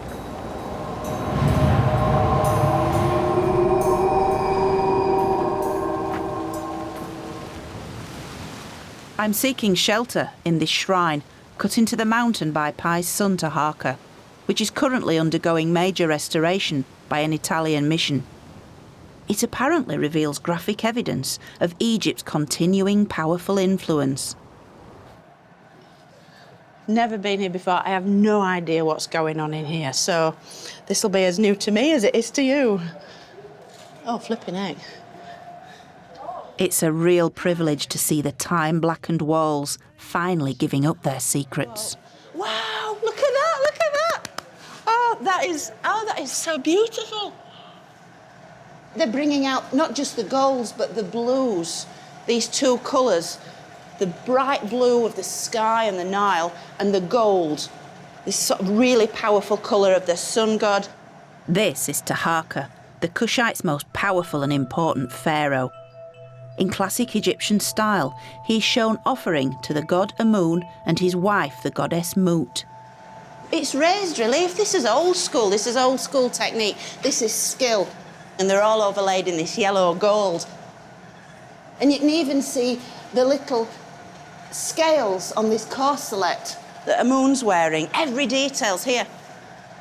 It's fabulous. It's like Christmas morning, this. This is just extraordinary. Just look for yourselves. Just look. Look at their faces. Look at their eyes. This wall truly exemplifies Egypt's ancient magic, as those who try to conquer it end up being seduced by it and then become a part of it. It's a sincere attempt by Taharqa to connect his kingship to the achievements of the pharaohs of Egypt's past, in particular to the rulers of the new kingdom.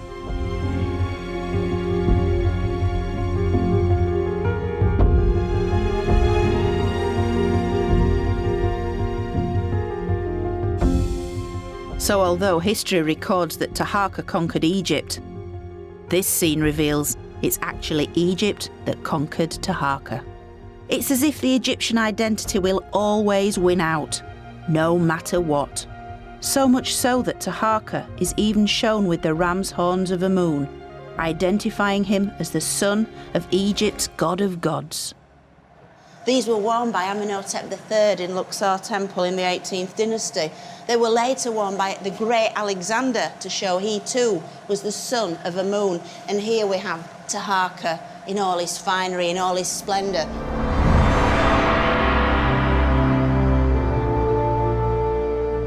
Who knew that they were here, hidden away in this special, special rock? We've come to the heart of Jebel Barkal now. We've come to the heart of Egyptian religion, because this is the very birthplace of Amun himself, and here he is, just for us, right now, emerging from the walls. Very few people have ever seen this.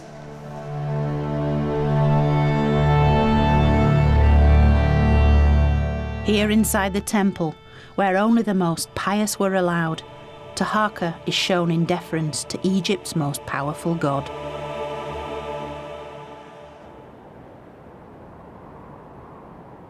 And outside on the mountain, he exhibits his devotion on a truly monumental scale by embellishing the very top of its pinnacle. 180 metres tall and 11 metres from the cliff face, it seems completely inaccessible.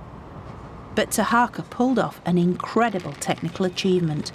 He built a crane arm and elaborate scaffolding in order to make his own permanent mark on the mountain. What he did was he made an inscription for himself commemorating his victories east and west, and then underneath his men set a small statue of the king, and they covered the inscription with gold. Today you can hardly see it, but in those days it would have been the most conspicuous feature of the mountain. I mean, that's meant to be seen by the gods. Seen by the gods. Of course, no mortal eye could read this from the ground, but that wasn't the point. This was a message to the gods carved on a monument built to impress. Completely covered in gold, it reflected the sun's rays, and it acted like a giant billboard as it telegraphed Taharqa's message for miles around. And this again harked back to Egypt's past, when previous pharaohs had placed gilded capstones on their pyramids and obelisks to harness the potent powers of the sun. Just to the east of Jebel Barkal lies the necropolis of Nuri, where the Kushite king's transformation into Egyptian pharaohs was finally completed. For the dynasty who'd invaded Egypt were now copying Egypt's ultimate symbol. And for the first time in over 1,000 years, the kings who ruled Egypt were buried in pyramids. When the kings made their capital at Memphis, they were living right across the river from the Great Pyramids. Taharqa spent most of his life there and was familiar with the Great Pyramids. And so when he died, he needed a pyramid of commensurate scale. And this, he sort of established this new type, and it was followed by all of his successors. The Kushites eventually built more pyramids here in their Nubian homeland than the Egyptians had built in Egypt. And just as at Giza, Taharqa's pyramid is precisely aligned to its environment.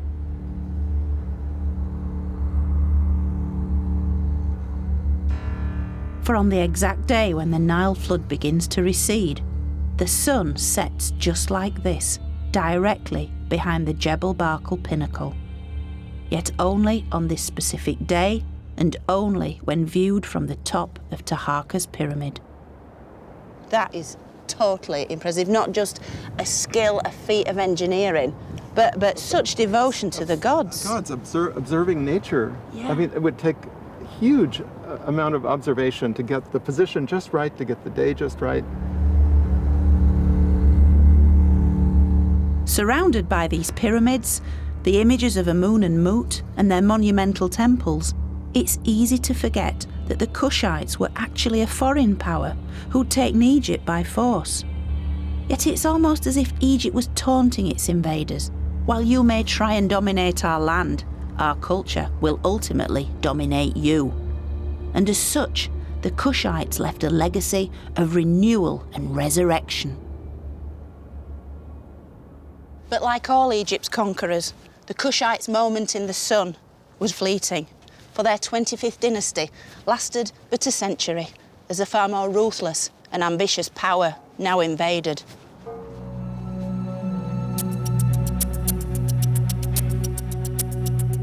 In 674 BC, the fearsome Assyrian army marched into Egypt. As ruthless expansionists, they had little interest in Egyptian culture. They graphically demonstrated their contempt by sacking the sacred city of Thebes.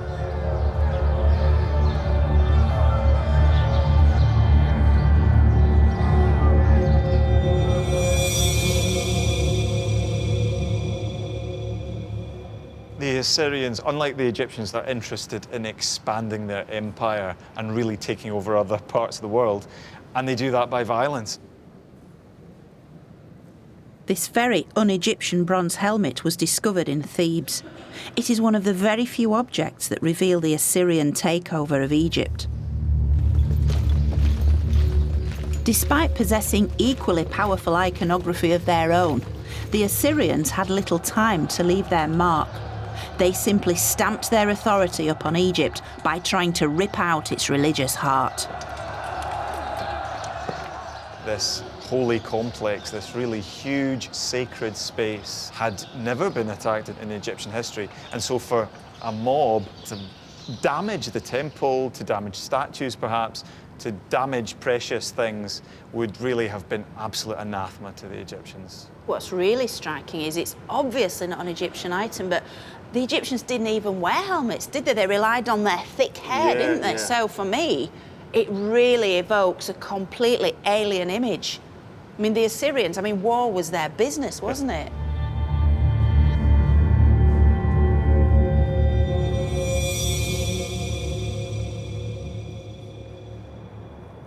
With their sophisticated weapons and armour, the Assyrians were a war machine whose unstoppable progress seemed to spell disaster for Egypt. Yet after little more than 20 years, the Assyrians returned east to tackle problems at home, leaving vassals in charge of Egypt. Based at the delta city of Sais, these were the Seite kings, shrewd Egyptian politicians who first appeared to serve their Assyrian masters, but soon became strong enough to declare their independence. Egypt was now back in Egyptian hands. The Seites instigated a spectacular renaissance in native culture, at the heart of which lay Egypt's most powerful symbol of national identity, mummification. But no longer limited to humans, there was an explosion of animal mummification. Everything from dogs, cats, crocodiles, ibis, and even tiny shrews. The ancient Egyptians had always mummified their dead, both human and animal. And with the Seites, we can almost see it as a way of the Seite kings trying to declare, we are Egypt, we are important, this is what makes us special. No one else in the ancient world could mummify like the Egyptians, and so they rolled it out a millionfold. With animals specifically bred for mummification and then sold as offerings at temples, the Seites had reinvigorated Egypt's oldest industry. Death was once again big business.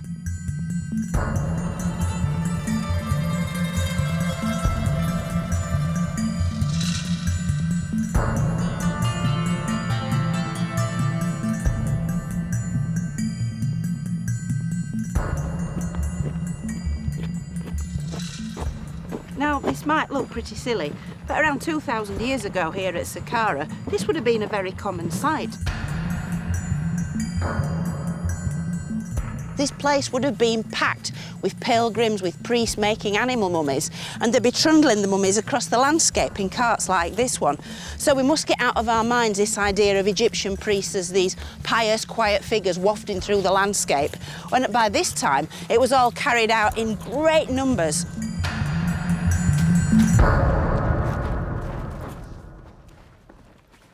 And it was Egypt's endless ability to reinterpret its core beliefs that was the key to its longevity. For millennia, the Egyptians had believed that the pharaoh was a living god who embodied the soul of Egypt. When the king died, their soul lived on in their mummified body, which must be kept safe to guarantee the continuity of Egypt. So they'd always buried their rulers in the safety of pyramids or elaborate rock-cut tombs.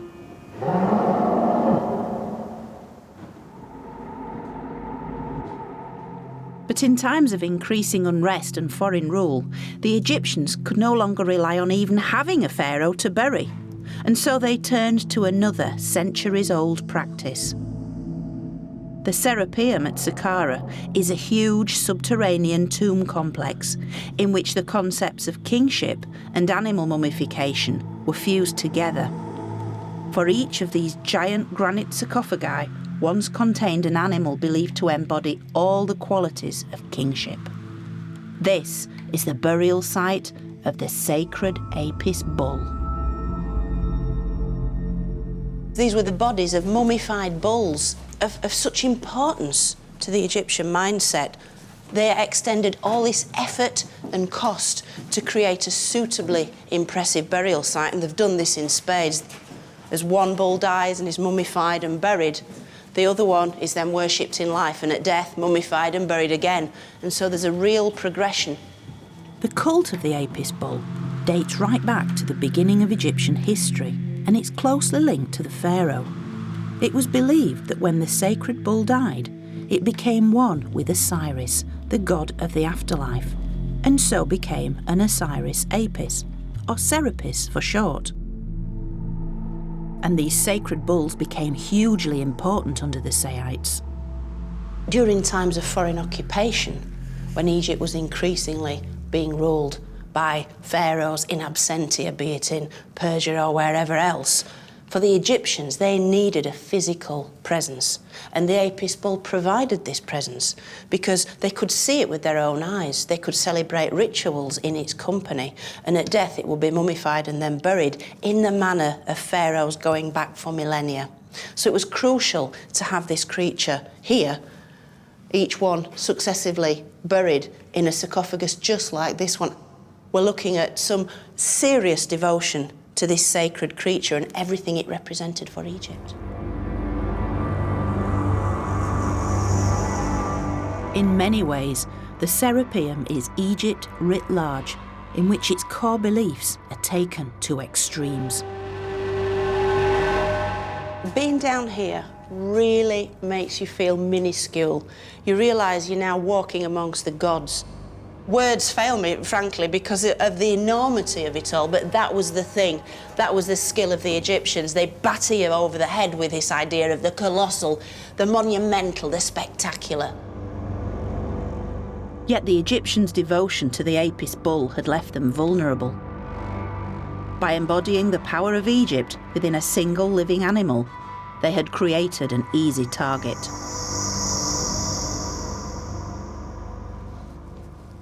Given the Apis bull's divine status, harming it would have been completely unthinkable. But when the Persian king Cambyses invaded Egypt, he had other plans.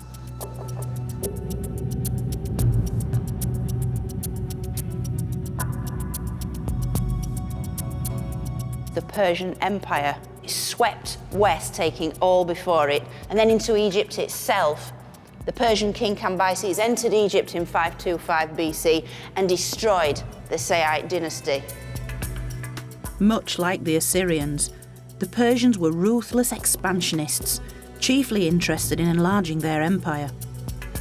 And Cambyses seemed to have trampled all over Egypt's ancient traditions.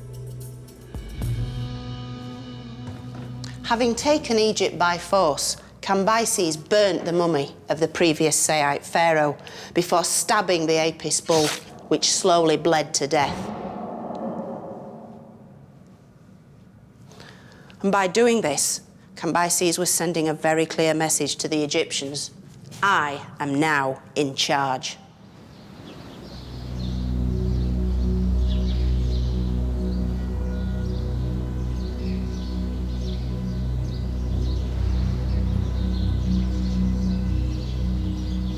For the next 200 years, the Egyptians were little more than the heavily taxed servants of the Persian Empire, and with all attempts at rebellion met with extreme retaliation, Egypt needed a saviour, an outsider who could be transformed by Egypt's powerful ideology, and in return could transform Egypt. Enter the Macedonian Superman. Enter Alexander the Great.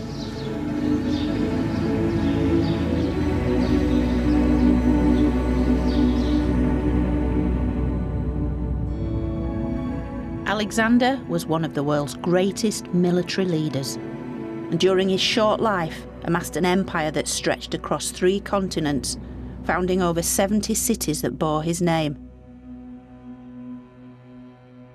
After his initial defeat of the Persian king, Alexander marched unopposed into Egypt in 332 BC. The world's most successful empire builder had arrived, not only transforming Egypt's future, but preserving its ancient past. It really is no exaggeration to say that Alexander the Great is one of the most remarkable people who ever lived. He really was the superhero of the ancient world. So you'd think that Egypt would be filled with his images. After all, he had saved them from the hated Persians. And yet, other than the great city of Alexandria that bears his name, he is remarkably hard to find within Egypt's traditional temples, except here, in this modest little shrine at the heart of Luxor Temple.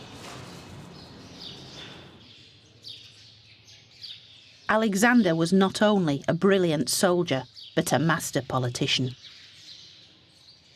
Marching into Egypt's ancient capital Memphis amid rumours he was the son of Egypt's last native pharaoh. This instantly plugged him into Egypt's long native history, and he was crowned as a traditional pharaoh. Here he is, the great man, repeatedly across the walls of this limestone shrine. And yet you'd never know it was Alexander simply by looking, because he looks like every other Egyptian pharaoh. But he knew their secret, that to rule Egypt, you had to appear to be an Egyptian. And he did this brilliantly, to the extent that he had his name, his Greek name, Alexandros, written in the Egyptian tradition, even in a royal cartouche. And it's the only giveaway that this is Alexander the Great, because there is his name, Alexandros, written in typical Egyptian style, and there he's even wearing the red and the white dual crown of a united land. And so he's encapsulating everything that it was to be an Egyptian pharaoh. Just like the Kushite king Taharqa at Jebel Barkal, Alexander is shown offering incense to the king of the gods, Amun. But simply connecting with the gods wasn't enough. Alexander understood that real power came from becoming a god. And so he undertook a perilous journey across the Libyan desert to the remote oasis shrine of Siwa, where he could commune with the oracle of Amun himself. And it's said in this legendary story that the god actually said to him, "You are my son." And from then on, something clicked in Alexander's mind, and he went off to conquer the rest of the ancient world, truly believing he was divine and he had the full blessing and support of Amun himself, the king of the gods of Egypt. Alexander would only stay in Egypt for 6 short months.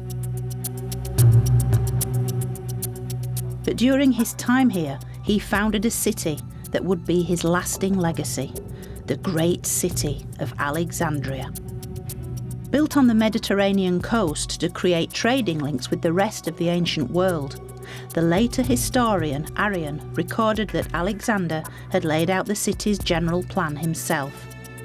But lacking chalk or other means, he resorted to marking it out with grain. When a flock of birds began eating the grain, Alexander regarded this as a bad omen. Yet his religious advisor quickly spun bad news into good and interpreted this as a sign that the new city would soon prosper and would one day feed the whole world. A remarkably accurate prophecy.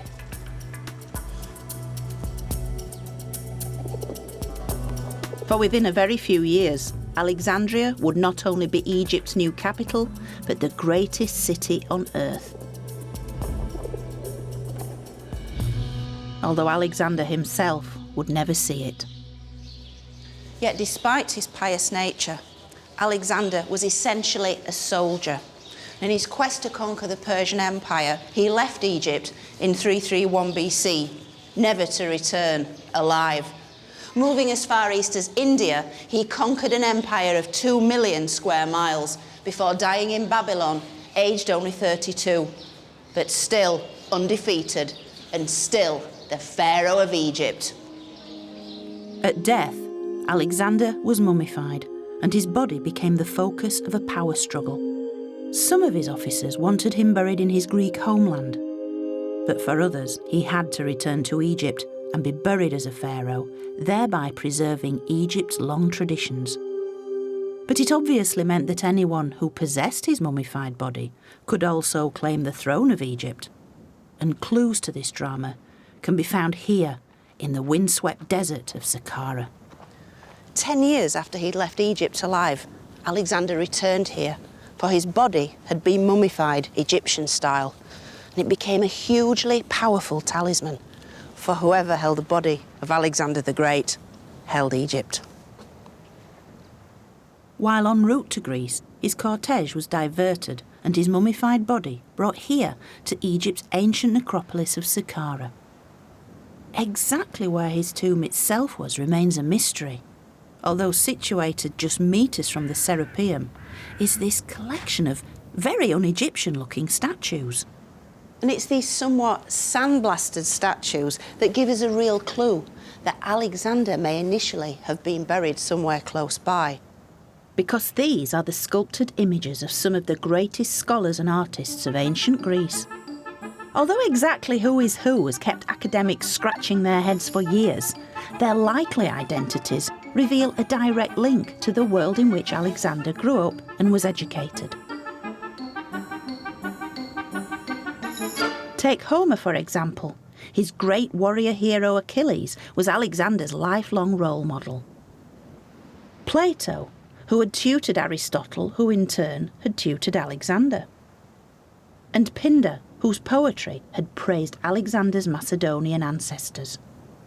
As for who placed these statues here, the most likely candidate is Alexander's general and probable half-brother, Ptolemy.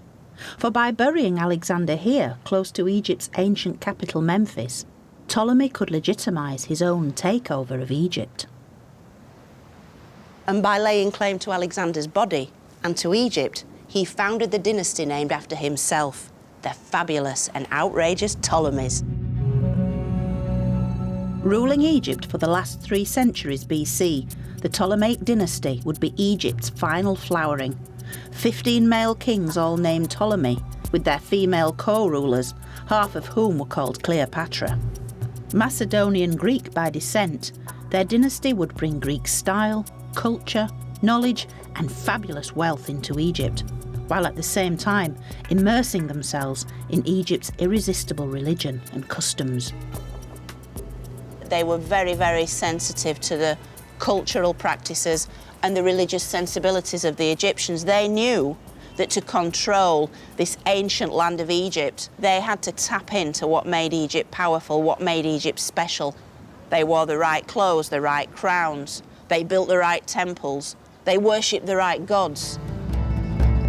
And the Ptolemies relocated Egypt's capital from Memphis to their new super city, Alexandria.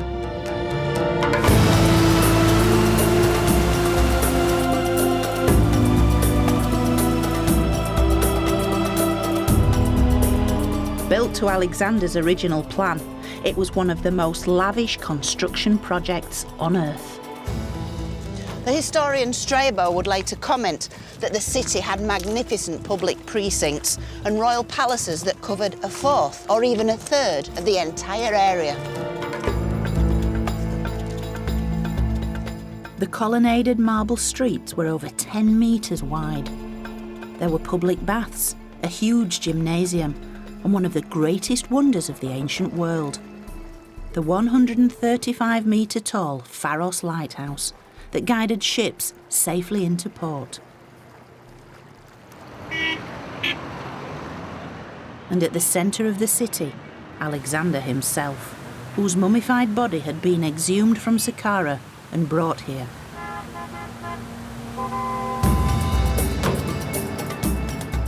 The Ptolemies had built a capital unlike anything Egypt had ever seen before. For in Alexandria, a new Egypt was being born.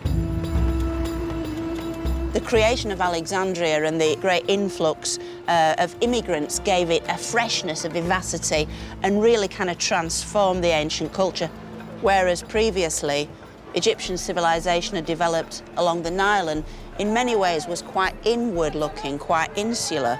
I think the fact that Alexandria was open to so many diverse influences, religiously, culturally, and this gave it a real air of tolerance. I think I'd have felt very at home here. There's a real sense of culture and learning and appreciation of life. Today, Alexandria is the largest city on the Mediterranean, stretching for over 20 miles along the coast. As Egypt's largest seaport, it caters for over 80% of the country's imports and exports, a legacy that reaches directly back to the Ptolemies. Having improved Egyptian agriculture by reclaiming new farmland through increased irrigation, they supplemented the Egyptian staples with new crops such as cotton and better grapes for wine production. And today the markets of Alexandria still buzz with some of the early city's lively cosmopolitan style. Welcome. Shukran gazilan. I'm going to try and find the nearest equivalent to ancient Egyptian delicacies, and these are dates, and the ancient Egyptians used to make pastries and bread from them because they had a very sweet tooth. I think I might have to taste one just for quality control, you understand. See how authentic they are. They are very nice. This is incense in its raw state, and of course this was burnt in temples and in funerary rites. The port city of Alexandria became a huge hub of international trade, establishing routes with Greece, the Middle East, India, and even Britain. And as native Egyptian goods like papyrus and perfume flowed out of the country, new exotic luxuries like spices, silks, and wines poured in. The Greeks loved olives, and so these were imported, and the Egyptians started to grow them. I'll definitely have some of these delicious. Black pepper. We've got to get some black pepper. This is one of the really, really popular things, certainly in Ptolemaic times, because markets had opened up, and certainly as far east as India, and the Greeks went crazy for this stuff.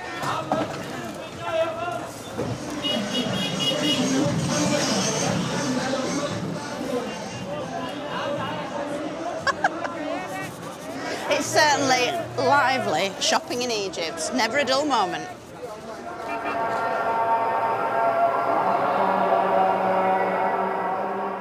With Alexandria now at the heart of the ancient world, the rest of Egypt benefited too. For determined to honour their adopted country's long history, the Ptolemies undertook a massive temple rebuilding and restoration programme. Indeed, modern visitors can often fail to realise that many of the places they visit were either built or restored by the Ptolemies. Esna, Edfu, Dendera, Komombo, all of these are Ptolemaic buildings that tourists and scholars admire so much, and yet they really don't give sufficient credit to the people whose vision created them.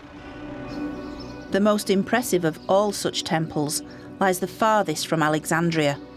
Deep into Upper Egypt, close to Aswan, is the stunning Temple of Philae, which in Egyptian meant the end, since it was located at the very southern edge of Egypt. Much of the temple was built by Ptolemy II and his co-ruler and sister, Arsinoe.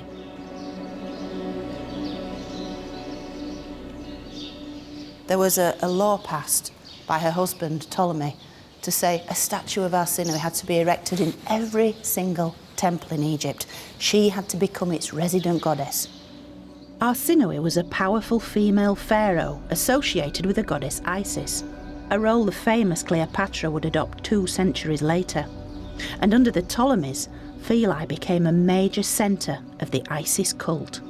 And here, in the heart of Philae Temple, Arsinoe's golden statue would have stood side by side with that of Isis, so the walls are full of images of Isis and her fellow gods.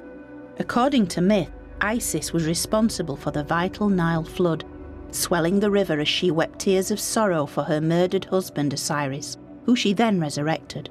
And with its spectacular location, Philae still retains its hugely spiritual atmosphere.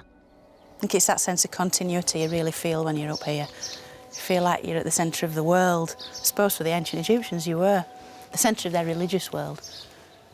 And at this point, which was the heart of ancient Egyptian religion, way into the Christian era, way into the 6th century AD, kind of messes with your head. It's a very, very holy place, this.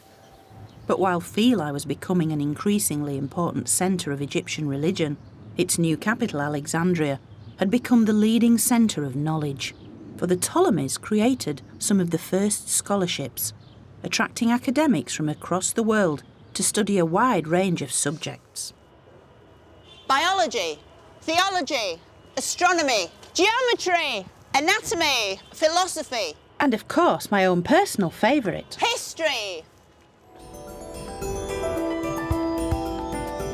And at the centre of this intellectual hothouse was the famous Royal Library. Up to 500,000 works were once housed within to compete with the famous schools of Plato and Aristotle in Athens. And today that legacy lives on, with Alexandria's striking new library. Ptolemies really did appreciate that knowledge was power, and they wanted that power. So they brought together in this one single place some of the greatest works in human history.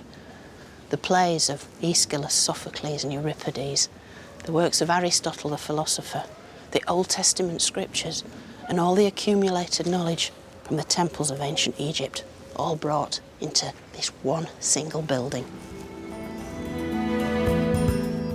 The Great Library also contained the works of Herodotus, a Greek historian who travelled the length of Egypt over a century before the Ptolemies had come to power.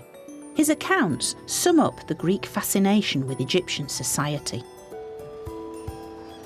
Not only is the climate different from that of the rest of the world, and the river unlike any other river, but the people also, in most of their manners and customs, exactly reverse the common practice of mankind. For the women attend the markets and trade, while the men sit at home and do the weaving. Indeed, the level of equality of Egypt's women shocked Herodotus, something he vividly records when he witnessed a group of men and women travelling together by boat to the delta city of Bubastis. Some of the women make a noise with clappers, others play the oboe, while the rest of the women and men sing and clap their hands.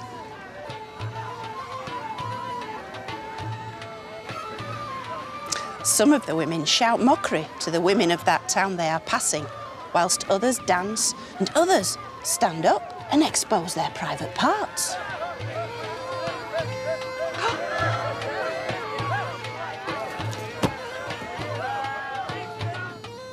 In temples the length of Egypt, the Ptolemies ensured they were portrayed as Egyptian pharaohs, making them almost indistinguishable from their native Egyptian predecessors. Yet in Alexandria, the blend of Greek and Egyptian could sometimes create a hybrid of rather strange results. Hi, Nermeen. Hi, how are you? Nermeen Sami is a local historian who spent years studying this remarkable tomb complex built just after the Ptolemaic period. And here we come to the unique main burial chamber. That's mad. That is fabulous.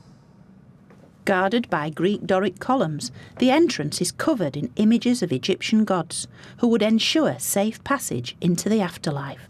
It's like a tomb, but it's also like a temple. A temple, a facade of a temple, but a typical Egyptian style. Yeah, yeah. It's with really... cobras protecting the entrance. Yeah, yeah. You know why cobras choosing to be presented in the tombs? Because the cobra has no eyelashes. It keeps her eyes open 24 hours, which means it's awake to protect the tomb for 24 hours a day and night. I love these snakes. That's a very Greek-looking snake, but it's wearing a very little ancient Egyptian crown. That's crazy. Exactly, yeah. They literally are throwing everything they've got at this tomb. I mean, Medusa, Horus, Sundisk. To guarantee safety. This is the best guarded doorway I've seen in Egypt. It's got everything here. And the statues. They represent the inhabitants of the tomb, a single wealthy family. These two exhibit an odd mix of the Greek and Egyptian. I think the bodies are ancient Egyptian, the stance is ancient Egyptian, the man's kilt is Egyptian. From the neck down, they're Egyptian, but from the neck up, they're European. It's clear the tomb owners had done everything they could to ensure safe passage into the Egyptian afterlife. Oh, look, it's the Apis bull. Even if they didn't quite understand how it all worked.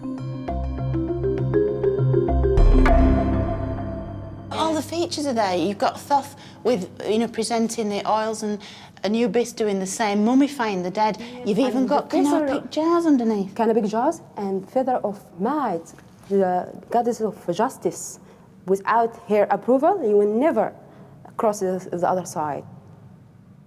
He didn't forget to add a Greek touch in a lower part, 2 depictions of Dionysus. Dionysus was the Greek god of wine and fertility. Clearly, these tomb occupants intended to continue the lives they lived in Alexandria into the beyond. I want all what I enjoy in life to be with me in the other side. Especially the wine. What a great place to spend eternity.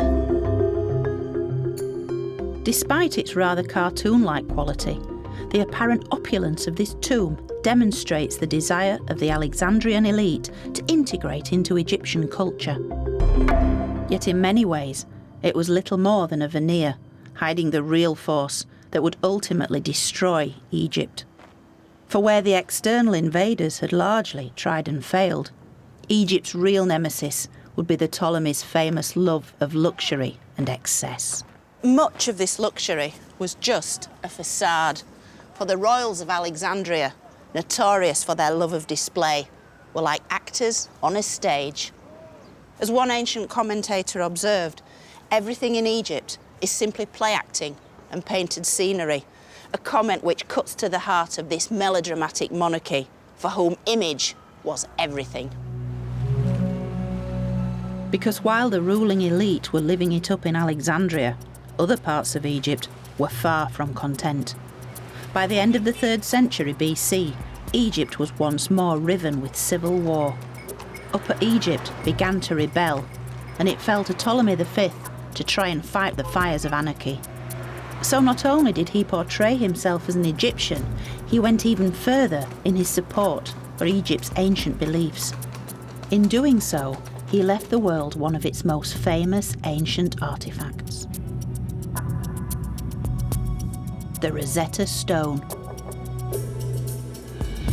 It's best known as the means by which the French scholar Champollion was first able to decipher Egyptian hieroglyphs in 1822. And we can tell that the inscription on the stone was of huge importance because it was written out in 3 types of script: Greek, Demotic, and hieroglyphic. In a way, you could almost describe it as a kind of news bulletin. It's the priests of Memphis issuing this decree to let as many people know exactly what the religious and the political policy was of crown and clergy. And it particularly focuses on Ptolemy V's generous patronage. The priests are praising him because he's the one that gives wealth to the temple and gives due honour and respect to the sacred animals, which were such an integral part of Egyptian religion. The priests really are grateful to their Ptolemaic pharaoh, who they see as wanting to sort of tap in to the ancient Egyptian culture and ancient Egyptian religion, much like Alexander had, much like the Seites had and the Kushites had. They knew that to attain true power, true control in Egypt, you had to do things the Egyptian way. Yet Ptolemy V's philanthropy came at a price. Keeping the peace in Egypt proved cripplingly expensive. So the second half of the Ptolemaic dynasty was riven by debt, corruption, and vicious civil war. Soon the expanding Roman Empire bore down on a divided Egypt. Only the famous Cleopatra stood in their way. In the mould of great Uncle Alexander, she believed herself divine and managed to hold the Romans at bay for over 20 years.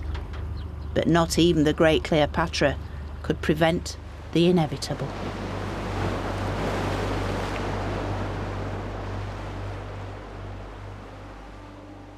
And so it was that in August 30 BC, Cleopatra's famous suicide brought an end to ancient Egypt as we know it.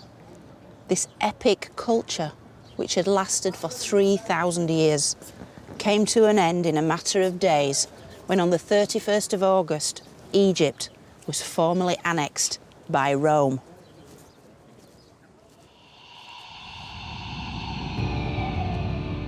This was Egypt's point of no return. a slow, painful decline of Egyptian beliefs and culture until the arrival of Christianity, with its numerous temples abandoned, built over, or simply destroyed. Egypt's glories began to fade from memory.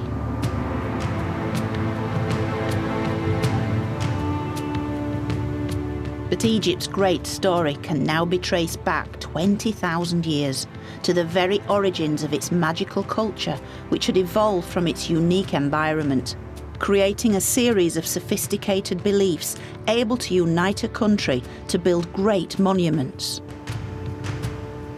It had survived chaos and famine, only to rise again in a glorious zenith of rebirth and resurrection. Even waves of foreign invasions were ultimately assimilated by Egypt's powerful traditions. And despite being eventually absorbed into the Roman Empire, the ancient culture had continued until the arrival of Christianity. Yet, as the Egyptians had always believed, there would be a life after death.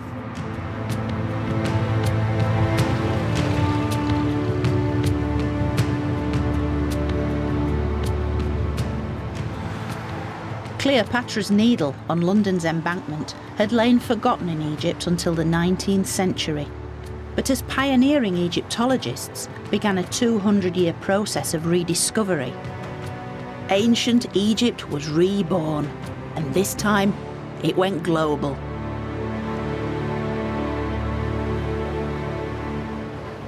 And what a privilege it is for us today to be able to see such wonderful things and capture just a glimpse of this fascinating ancient culture.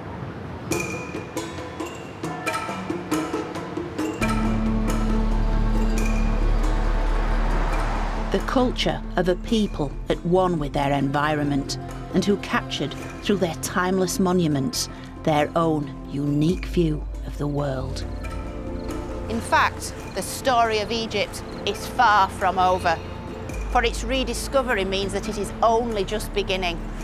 And it's the things that made the Egyptians so very special, have ensured that they're now known right across the world, and they've achieved their ultimate goal, to live forever.